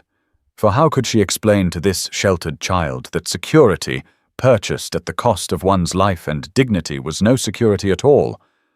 That some fates were worse than poverty or social ostracism, and that she had chosen the lesser of two evils rather than the heroic path that Genevieve's romantic imagination had conjured. Mrs. Mills stepped forward with the quiet authority that had made her such an effective governess and companion,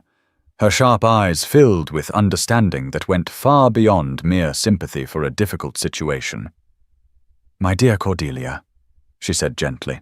"I want you to know that your decision to flee that chapel was not only understandable but necessary, for I had begun to harbour the gravest concerns about Lord Ashworth's character and intentions."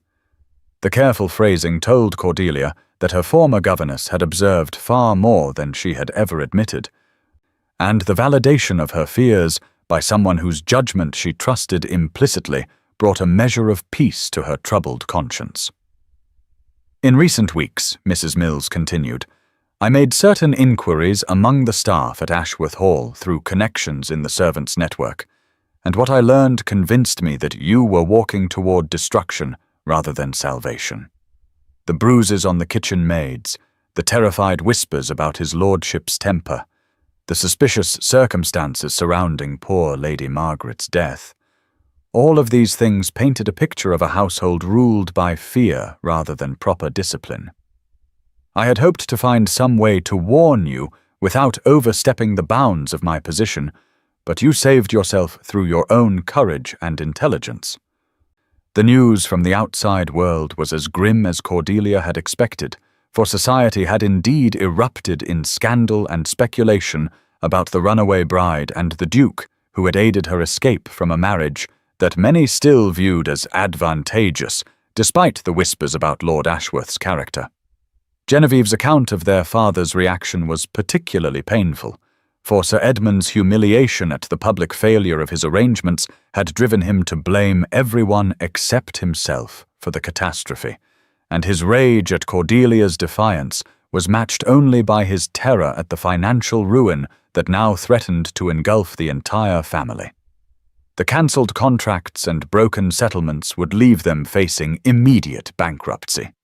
and the social ostracism that had already begun would make it nearly impossible to arrange alternative marriages for either daughter or to maintain any semblance of their former position in Hampshire society. Yet, despite the gravity of the situation, Cordelia found herself feeling lighter than she had in months, for the burden of living a lie had been lifted from her shoulders, even if the cost of that freedom proved to be higher than she had ever imagined, and she knew that whatever challenges lay ahead, she would face them as herself, rather than as Lord Ashworth's unwilling wife and eventual victim. The morning sun streaming through the tall windows of Ravenshollow's breakfast room cast dancing shadows across the polished mahogany table where Cordelia sat with Alexander. The simple domestic scene, a stark contrast to the formal, stilted meals she had endured during her brief engagement when every conversation had been carefully monitored for propriety and every gesture scrutinized for compliance with Lord Ashworth's exacting standards. Here in this sunlit chamber, with its cheerful yellow walls and arrangements of fresh flowers from the Abbey's gardens, she found herself experiencing something she had never known before: the easy companionship of a man who valued her thoughts and opinions rather than merely her ornamental qualities. And the realization that such partnerships were possible filled her with a wonder that made even the simplest exchange of pleasantries feel like a precious gift. Alexander presided over the breakfast table with none of the pompous ceremony she had observed in other men of his station, his manner warm and inclusive as he inquired about her comfort and shared observations about the estate's daily operations with the natural ease of one who found genuine pleasure in discussing his responsibilities rather than viewing them as tedious burdens to be endured. Their conversations ranged from the practical matters of agricultural innovation and tenant welfare to more abstract discussions of literature and philosophy, and Cordelia found herself astonished by the breadth of his interests and the depth of his understanding of subjects that most gentlemen dismissed as either beneath their notice or too complex for feminine comprehension. When she ventured her own opinions about the management of his charitable schools or the design of new cottages for his workers, he listened with genuine attention rather than the patronizing tolerance she had grown accustomed to receiving from men who considered her education a charming accomplishment rather than a tool for meaningful contribution to important endeavors. Their daily walks through the grounds of Ravenshollow became the highlight of Cordelia's existence at the Abbey, not merely because they provided escape from the confines of indoor spaces, but because they offered opportunities for unguarded conversation that revealed the true character of the man who had rescued her from a fate worse than death. The estate itself was a testament to Alexander's values and vision, its well-maintained paths winding through gardens designed for beauty and utility in equal measure, where productive kitchen gardens nestled alongside ornamental flower beds and ancient trees provided shade for benches placed at intervals for contemplation and rest. She observed how the groundskeepers and gardeners greeted their master with genuine respect rather than fearful deference, how children from the village school ran up to share their lessons and achievements without hesitation or anxiety, and how tenants approached him with concerns and requests, confident that they would receive fair hearing and just consideration. This was a world entirely different from the rigid hierarchy and barely concealed cruelty she had witnessed at Ashworth Hall, where servants scurried about their duties in silence and tenants doffed their caps with eyes cast down in submission rather than meeting their landlord's gaze with the confidence of people who knew themselves to be valued as human beings rather than mere sources of income. The contrast illuminated with painful clarity what her life would have been like as Lady Ashworth, trapped in a household where fear ruled and compassion was seen as weakness to be ruthlessly eliminated in favor of absolute obedience to a master whose word was law, regardless of its cruelty or injustice. During these walks, Alexander shared his plans for further improvements to the estate. His enthusiasm for progressive agricultural methods and social reforms, revealing a mind that looked forward to the future rather than clinging to outdated traditions simply because they had always been followed. And Cordelia found herself contributing suggestions and insights that he received with gratitude rather than surprise at her presumption in offering opinions on matters supposedly beyond feminine understanding. When he showed her the new school he had built for the children of his tenants and workers, complete with proper desks and slate boards, and a lending library stocked with books chosen to expand young minds. Rather than merely inculcate obedience to authority, she felt tears spring to her eyes at the evidence of his commitment to improving the lives of those who depended upon him for their livelihood. This is what a marriage should be, she found herself thinking, as they discussed plans for expanding the curriculum to include practical skills alongside traditional subjects, a partnership where both parties contributed their strengths toward common goals that benefited not only themselves, but the entire community under their care. The thought was both exhilarating and heartbreaking, for she understood that such a future could never be hers, given the scandal that surrounded her name and the social barriers that separated a disgraced runaway bride from a duke whose reputation remained unstained by association with her disgrace. Yet even as logic reminded her of the impossibility of their situation,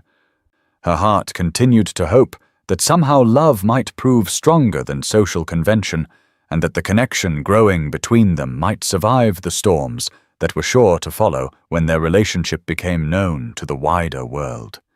The evenings they spent in Alexander's library became sacred time to Cordelia. Hours when the outside world with its judgments and complications seemed to fade away, leaving only the two of them surrounded by thousands of volumes that represented centuries of human wisdom and achievement. The room itself was a sanctuary of learning and contemplation, its leather-bound books arranged with the care of a scholar rather than the ostentation of a collector, and the comfortable chairs positioned before the fireplace invited long discussions about the ideas and philosophies that shaped their understanding of the world. Alexander proved to be not only well-read, but genuinely thoughtful about the implications of what he studied, approaching literature and history with the same analytical mind he applied to estate management and social reform. And Cordelia discovered that her own education, while more limited in scope due to the constraints placed upon female learning, had prepared her to engage with complex ideas in ways that delighted and surprised him. When she quoted passages from works by Mary Wollstonecraft, or offered critiques of political treatises that challenged conventional wisdom about women's capabilities, he responded with intellectual excitement rather than shocked disapproval, encouraging her to develop her arguments and sharing resources that expanded her understanding of subjects that most men jealously guarded as exclusively masculine domains.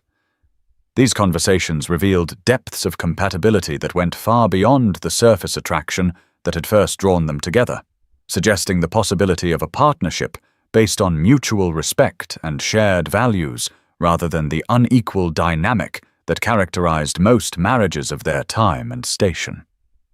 It was during one such evening, as rain drummed against the library windows and firelight flickered across the spines of countless books,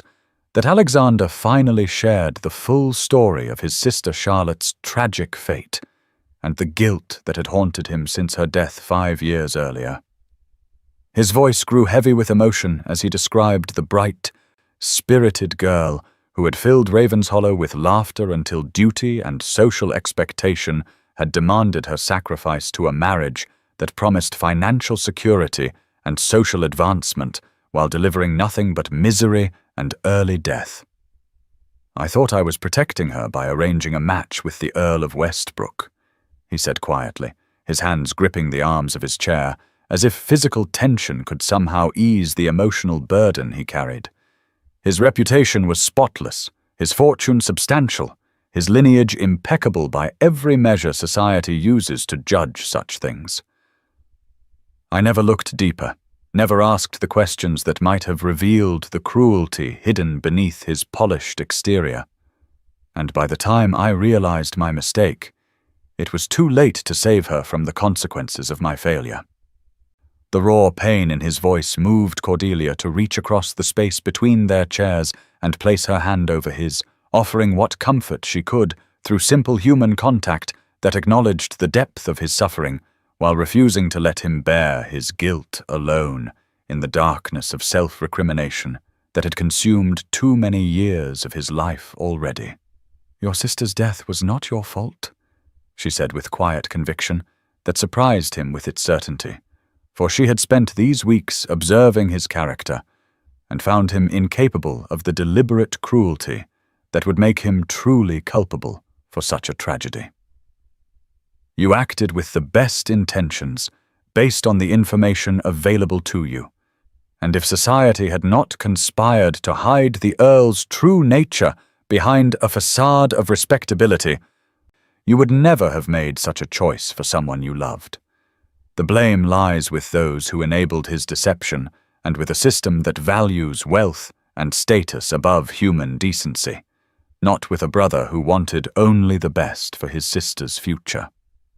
Her words seemed to reach something deep within his tortured conscience, for she saw his shoulders relax slightly, as if a portion of the burden he had carried for so long was being shared with someone who understood the weight of impossible choices and their unintended consequences. The tragedy that had shaped his determination to protect her from Lord Ashworth's predations was revealed in all its complexity,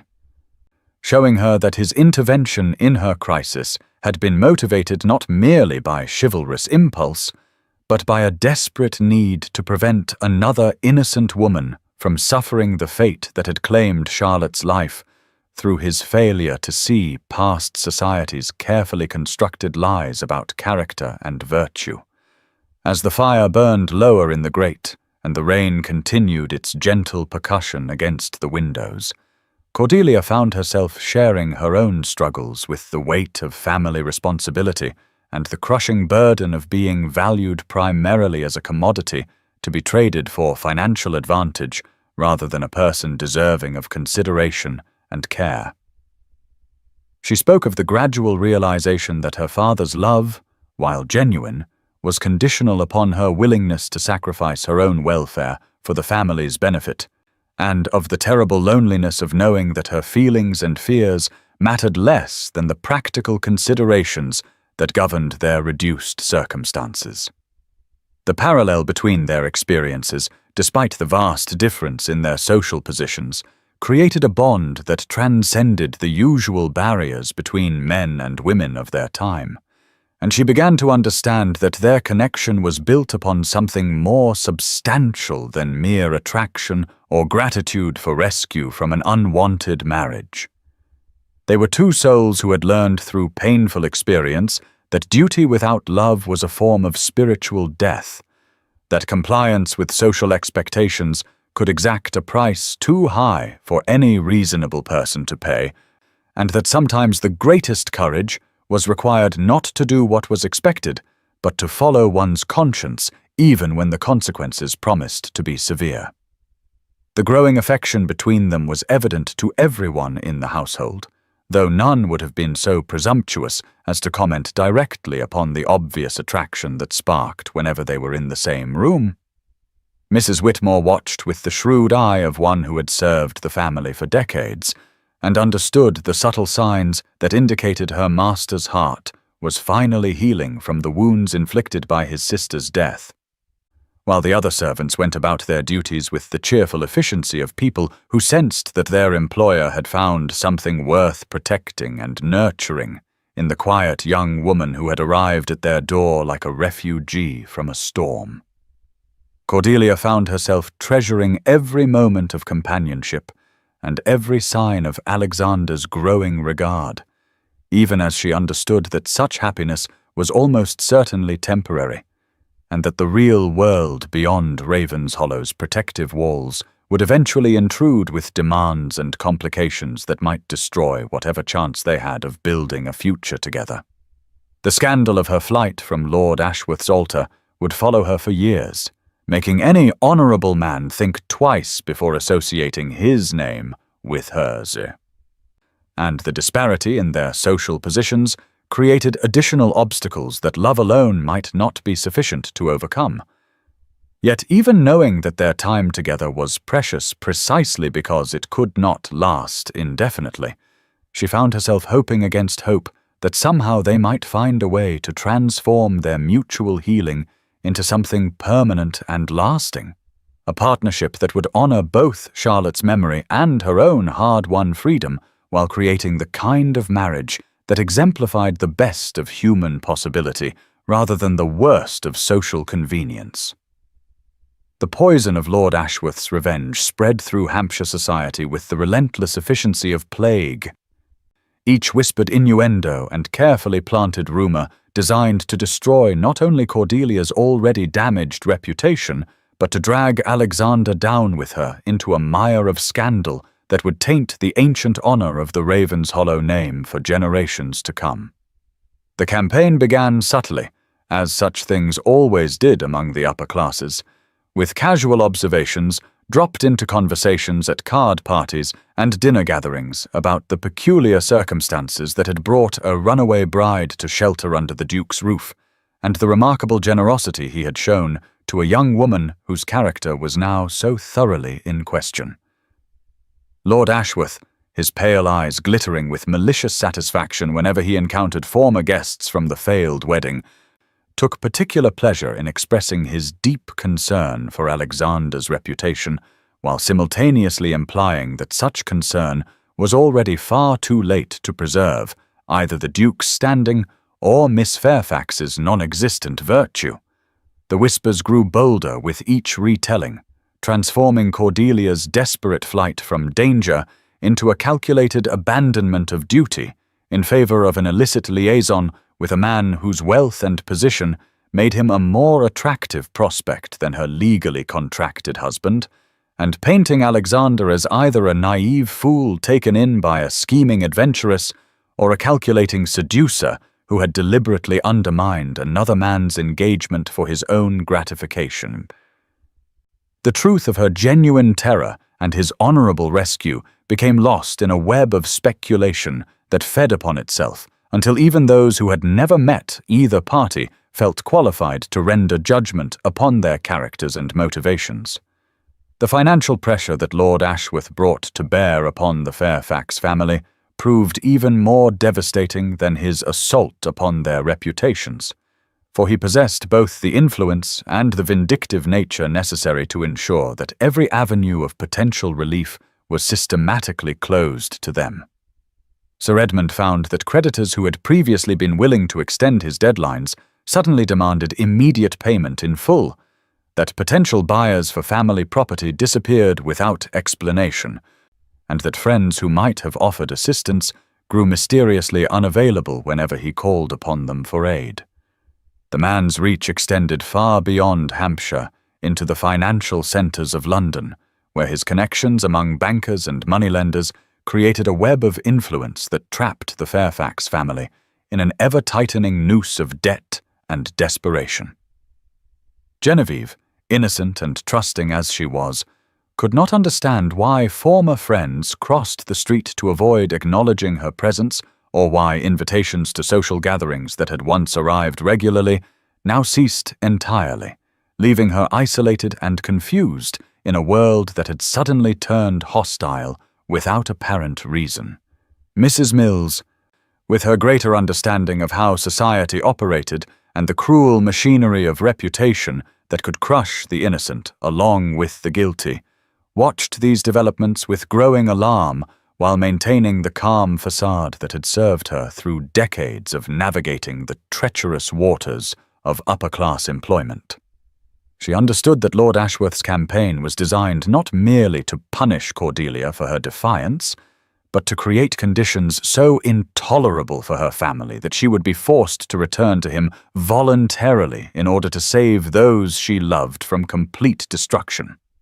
The attack upon Genevieve's prospects proved to be the masterpiece of Ashworth's strategy. For he understood with the cunning of a predator exactly which pressure would prove most effective in breaking Cordelia's resolve to remain free from his control. Word began to circulate among the families with eligible sons that Miss Genevieve Fairfax, while undeniably beautiful and accomplished, came from a family marked by scandal and instability that made any alliance with them questionable at best and potentially ruinous at worst. The whispered suggestions that moral corruption might run in the bloodline, that a sister who could abandon her duty and honor so completely might have passed those same dangerous tendencies to her sibling, created a miasma of suspicion that clung to Genevieve wherever she went, and effectively destroyed any chance she might have had of making an advantageous marriage that could restore the family's fortunes. Young gentlemen who had previously shown interest in her company now avoided her as if she carried some contagious disease, while their mothers made pointed comments about the importance of choosing wives from families of unquestionable virtue and stability. The cruelest blow came when Lord Pemberton, who had been on the verge of offering for Genevieve's hand before the scandal erupted, publicly announced his engagement to another young lady, whose family connections were more suitable to his position and aspirations, leaving no doubt about the reason for his change of heart. Cordelia, learning of these developments through carefully worded letters from Mrs. Mills, felt each reversal as a physical blow that made her question whether her escape from Lord Ashworth's clutches had been worth the price that others were being forced to pay for her freedom. The knowledge that her continued presence at Ravenshollow was bringing disaster not only upon her own family, but potentially upon Alexander as well, drove Cordelia to contemplate solutions that would have been unthinkable just weeks earlier, when her greatest fear had been the prospect of marrying a man she despised and feared. Now she found herself considering possibilities that would have once seemed like the stuff of Gothic novels rather than practical options for a gently bred young woman with limited resources and no independent means of support. The idea of fleeing to the continent, perhaps to France, where English social conventions held less sway and a woman of education might find employment as a governess or companion without the weight of scandal following her every step, began to seem not only feasible but necessary if she wished to preserve what remained of her family's hopes for recovery. She had heard whispered stories of other women who had disappeared from English society under similar circumstances, some finding refuge in convents or schools for young ladies where their past could be carefully forgotten, others creating entirely new identities in foreign cities where no one knew their histories or the mistakes that had driven them into exile.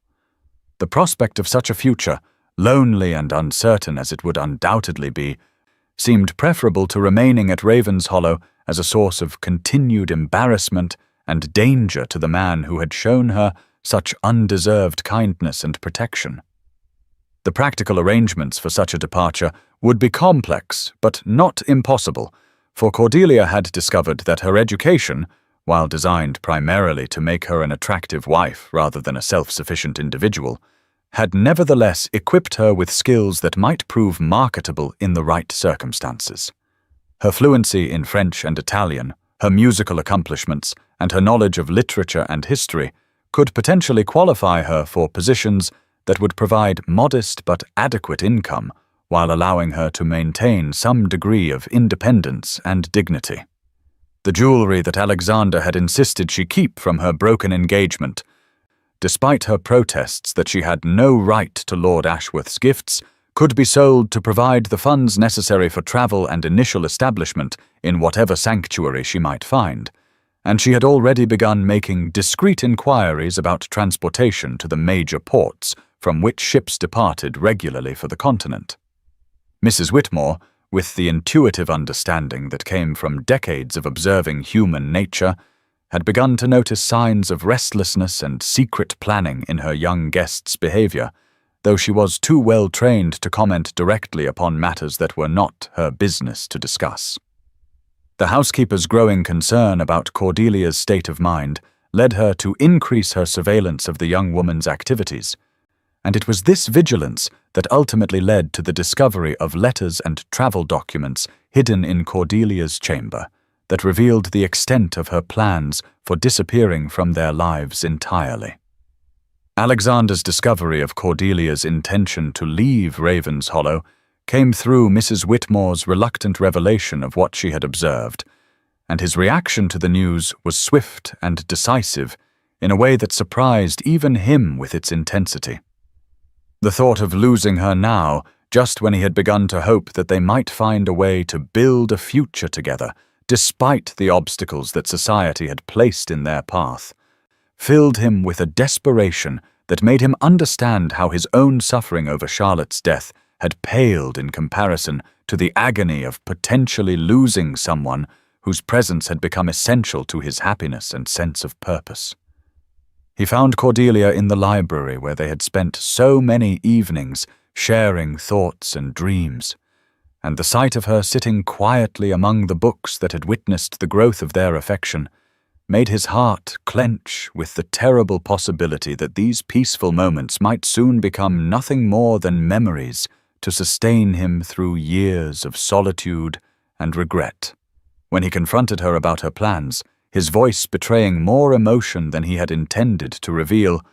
she met his gaze with the calm resignation of someone who had already made peace with a decision that would cost her everything she had come to value most in the world. "I cannot continue to allow my presence here to destroy everything and everyone I care about," she said quietly. Her hands folded in her lap, with the composure that had become second nature during her weeks of learning to navigate impossible situations with grace and dignity. "Lord Ashworth's campaign against my family grows more vicious with each passing day, and now I hear that whispers have begun about your own reputation and the impropriety of sheltering a woman whose character has been so thoroughly blackened by scandal and speculation. You have already sacrificed too much for my sake, and I will not stand by while your generosity is repaid with the destruction of the honor and standing that your family has maintained for generations." Alexander felt his heart break at the nobility of her sacrifice, even as fury rose within him at the injustice of a world that would force such a choice upon someone who had already suffered so much for the crime of refusing to submit to cruelty and abuse. Her willingness to disappear rather than continue to burden him with the consequences of her presence revealed the depth of her character, while simultaneously demonstrating how little she understood about the transformation that her love had worked in his own heart and priorities. "You speak of sacrifice and protection as if your happiness means nothing compared to the opinions of people whose approval I neither need nor want," he replied with a passion that surprised them both with its intensity. "Do you truly believe that I would find contentment in a reputation purchased at the cost of your exile and misery, or that the honor of my name could survive the knowledge that I had allowed the woman I love to disappear into uncertain danger rather than fight for our right to choose our own path together?" His declaration of love hung in the air between them like a bridge spanning the chasm of their different circumstances, and Cordelia felt tears spring to her eyes at the precious gift of hearing words she had never dared to hope he might speak, despite the growing tenderness she had observed in his treatment of her. Yet even as her heart rejoiced at this confirmation of feelings she had hardly dared to acknowledge in her own breast, her practical mind continued to catalogue the obstacles that would make any future together seem impossible to achieve without destroying both their lives in the attempt.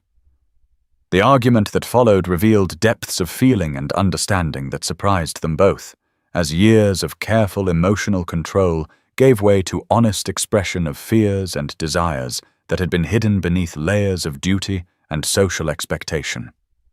Alexander's terror of losing another person he loved to the cruel machinery of social convention battled against Cordelia's ingrained belief that her own happiness was less important than the welfare of those who depended upon her protection,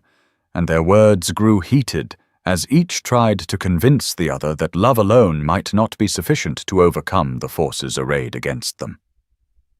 Yet even in the midst of their disagreement, they began to understand that their feelings had grown beyond the desperate gratitude and protective instinct that had initially drawn them together into something deeper and more lasting. A partnership based upon mutual respect and genuine compatibility that could survive the storms of scandal and social disapproval if they possessed the courage to fight for it together, rather than allowing fear to drive them apart. When Cordelia finally admitted that her plans for Exil were motivated as much by her own terror of bringing him to ruin as by concern for her family's welfare, Alexander realized that her willingness to sacrifice herself yet again was not the nobility he had initially perceived, but another form of the self-doubt that had been instilled in her by years of being valued primarily as a commodity rather than a person deserving of love and protection for her own sake. The evidence that would ultimately destroy Lord Ashworth's carefully constructed facade of respectability came not through dramatic confrontation or public accusation, but through the methodical investigation that Alexander's wealth and connections made possible. A careful accumulation of testimony and documentation that painted an undeniable portrait of systematic cruelty stretching back years before Lady Margaret's suspicious death. Mr. Benedict Hartwell had assembled a team of the finest investigators London could provide.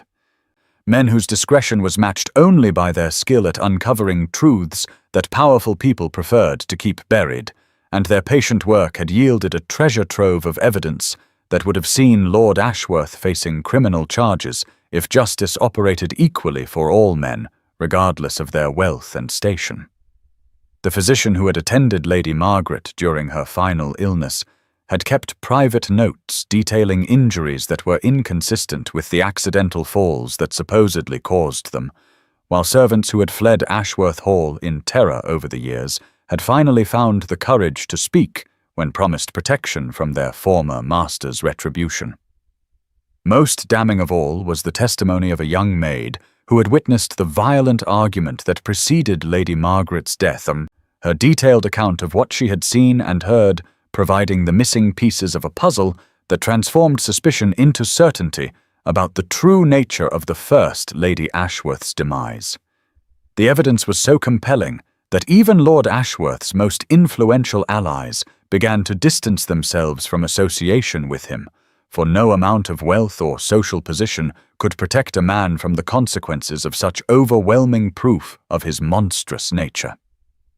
Alexander's campaign to expose the truth about Lord Ashworth was conducted with the strategic brilliance that had made him one of the most respected landowners in England, each revelation carefully timed and placed to achieve maximum impact while protecting those who had shown courage in coming forward with their testimony.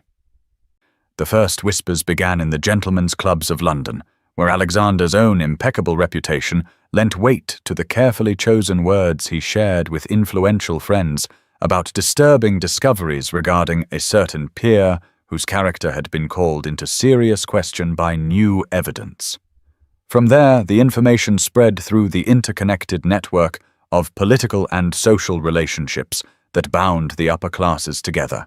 each recipient adding their own observations about Lord Ashworth's behavior and temperament to create a growing chorus of concern about his fitness for the position and privileges he enjoyed. The revelation that Lady Margaret's death might not have been the tragic accident it had appeared to be sent shockwaves through Hampshire society, transforming Lord Ashworth from a respectable if stern gentleman into a figure of suspicion and revulsion whose very presence at social gatherings became an embarrassment that hostesses could no longer ignore. The careful documentation of his treatment of servants and tenants, combined with accounts of his financial dealings that bordered on criminal fraud, created a comprehensive picture of corruption that made his pursuit of Cordelia appear not as the righteous anger of a wronged man, but as the desperate attempt of a predator to reclaim prey that had escaped his clutches through her own courage and intelligence. The transformation in public opinion regarding Cordelia's flight from the altar was swift and decisive once the truth about Lord Ashworth's character became widely known, for society that had been quick to condemn her supposed fickleness was equally eager to embrace the more romantic narrative of a brave young woman who had escaped a terrible fate through her own intuition and determination. Ladies who had previously whispered about her shameful behavior now spoke admiringly of her courage in defying social convention to preserve her own life, while gentlemen who had questioned Alexander's wisdom in sheltering her began to praise his chivalrous protection of an innocent victim. The same drawing rooms that had buzzed with speculation about improper conduct now rang with expressions of sympathy for the ordeal she had endured, and admiration for the strength of character that had enabled her to recognize danger despite the pressures to ignore her instincts in favor of family duty and social expectation.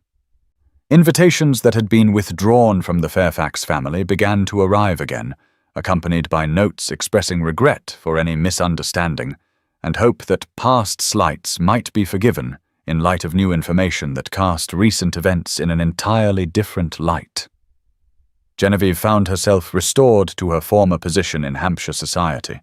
with young gentlemen once again competing for her attention and their mothers speaking approvingly of her family's honorable behavior in supporting their daughter's difficult but ultimately correct decision to refuse an unsuitable marriage.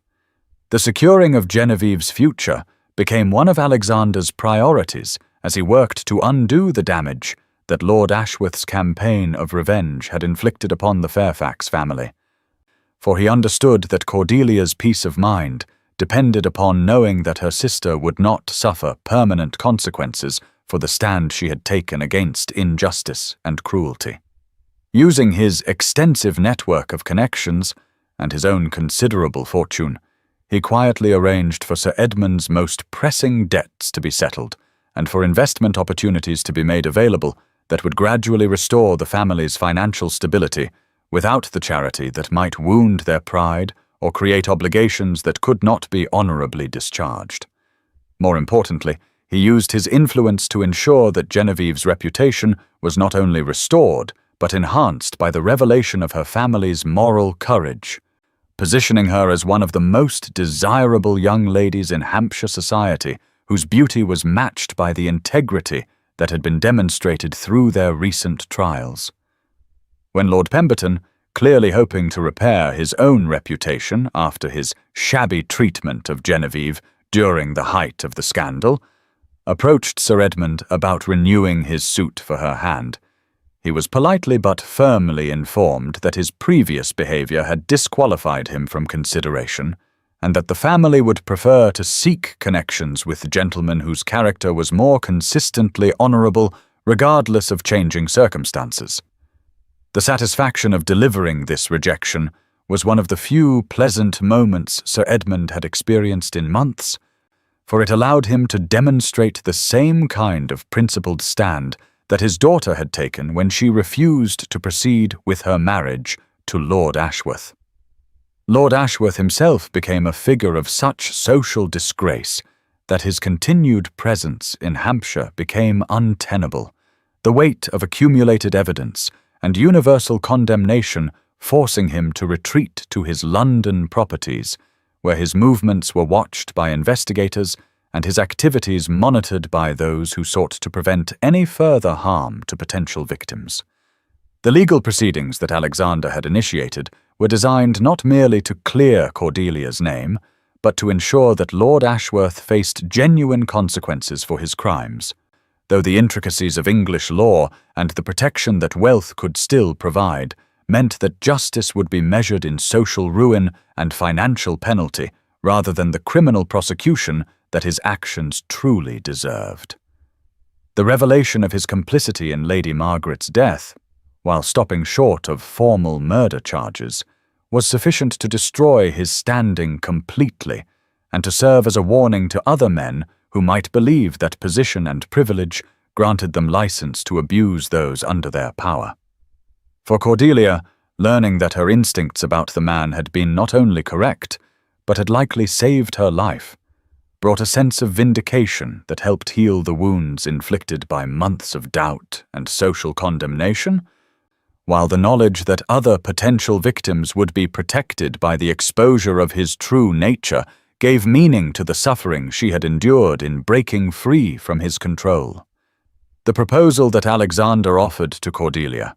came not in a moment of high drama or desperate emotion, but during one of their quiet evening conversations in the library, where the deepest truths of their relationship had always been explored among the books that had witnessed the growth of their affection from grateful dependency to genuine partnership.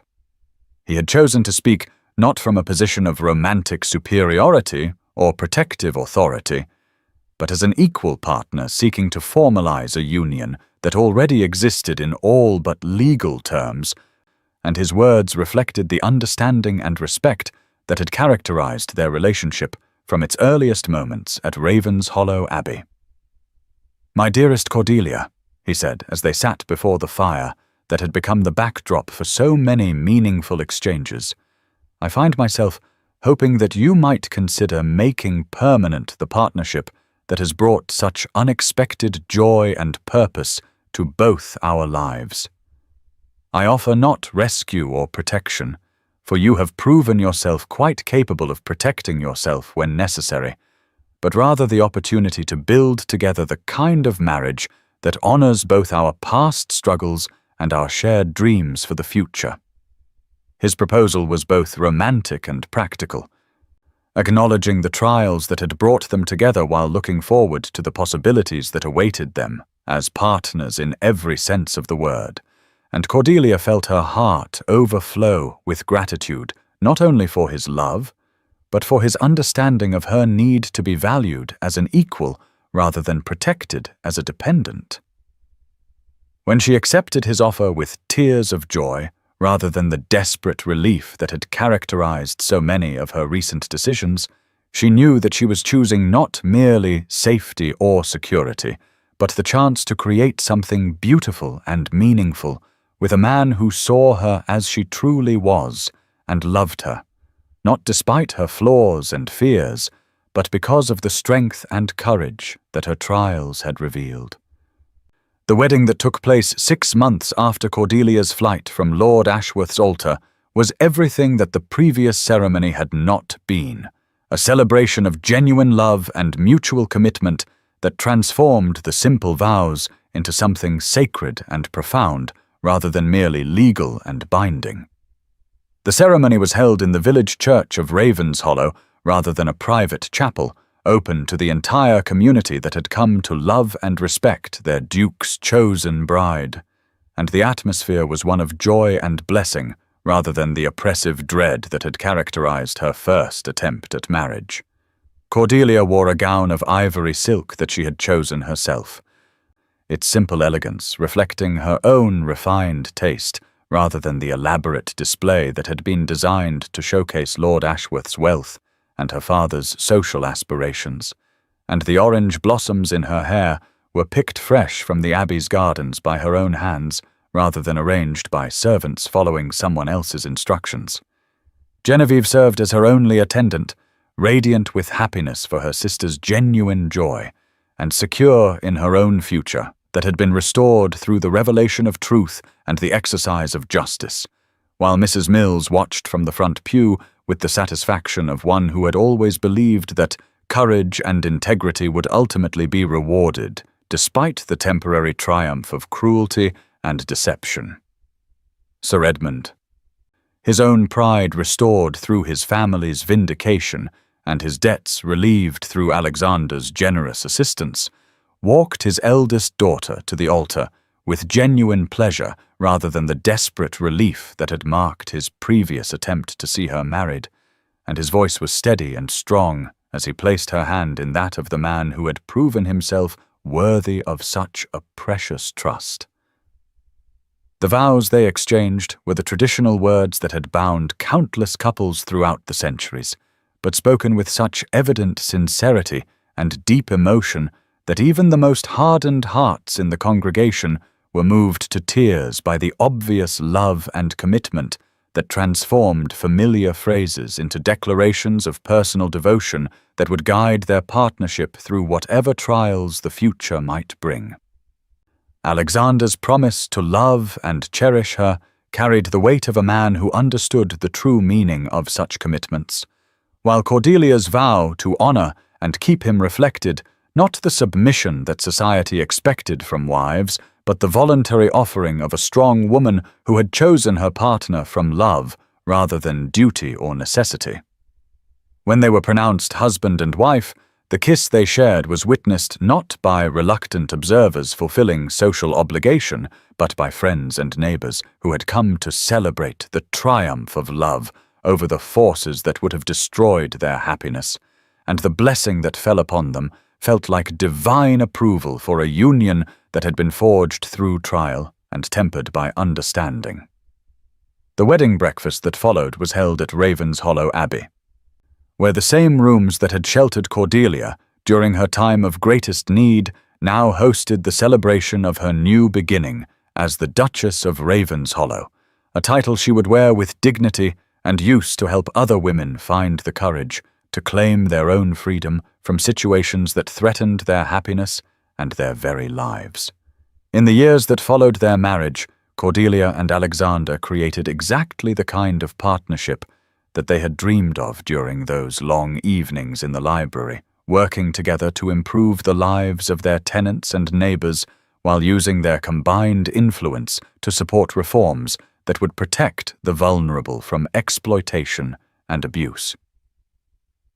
The Duchess of Ravenshollow became known throughout England for her work with charitable organizations that assisted women escaping dangerous marriages and situations, while the Duke's political influence was consistently employed to support legislation that would provide legal protections for those who had previously been powerless against the whims of cruel masters and husbands. Their marriage became a model of what such unions could be when based upon genuine affection and mutual respect rather than mere financial advantage or social climbing, and their obvious happiness served as an inspiration to other couples who dared to hope that love might prove stronger than convention. Standing in the same library where they had first shared their deepest thoughts and fears,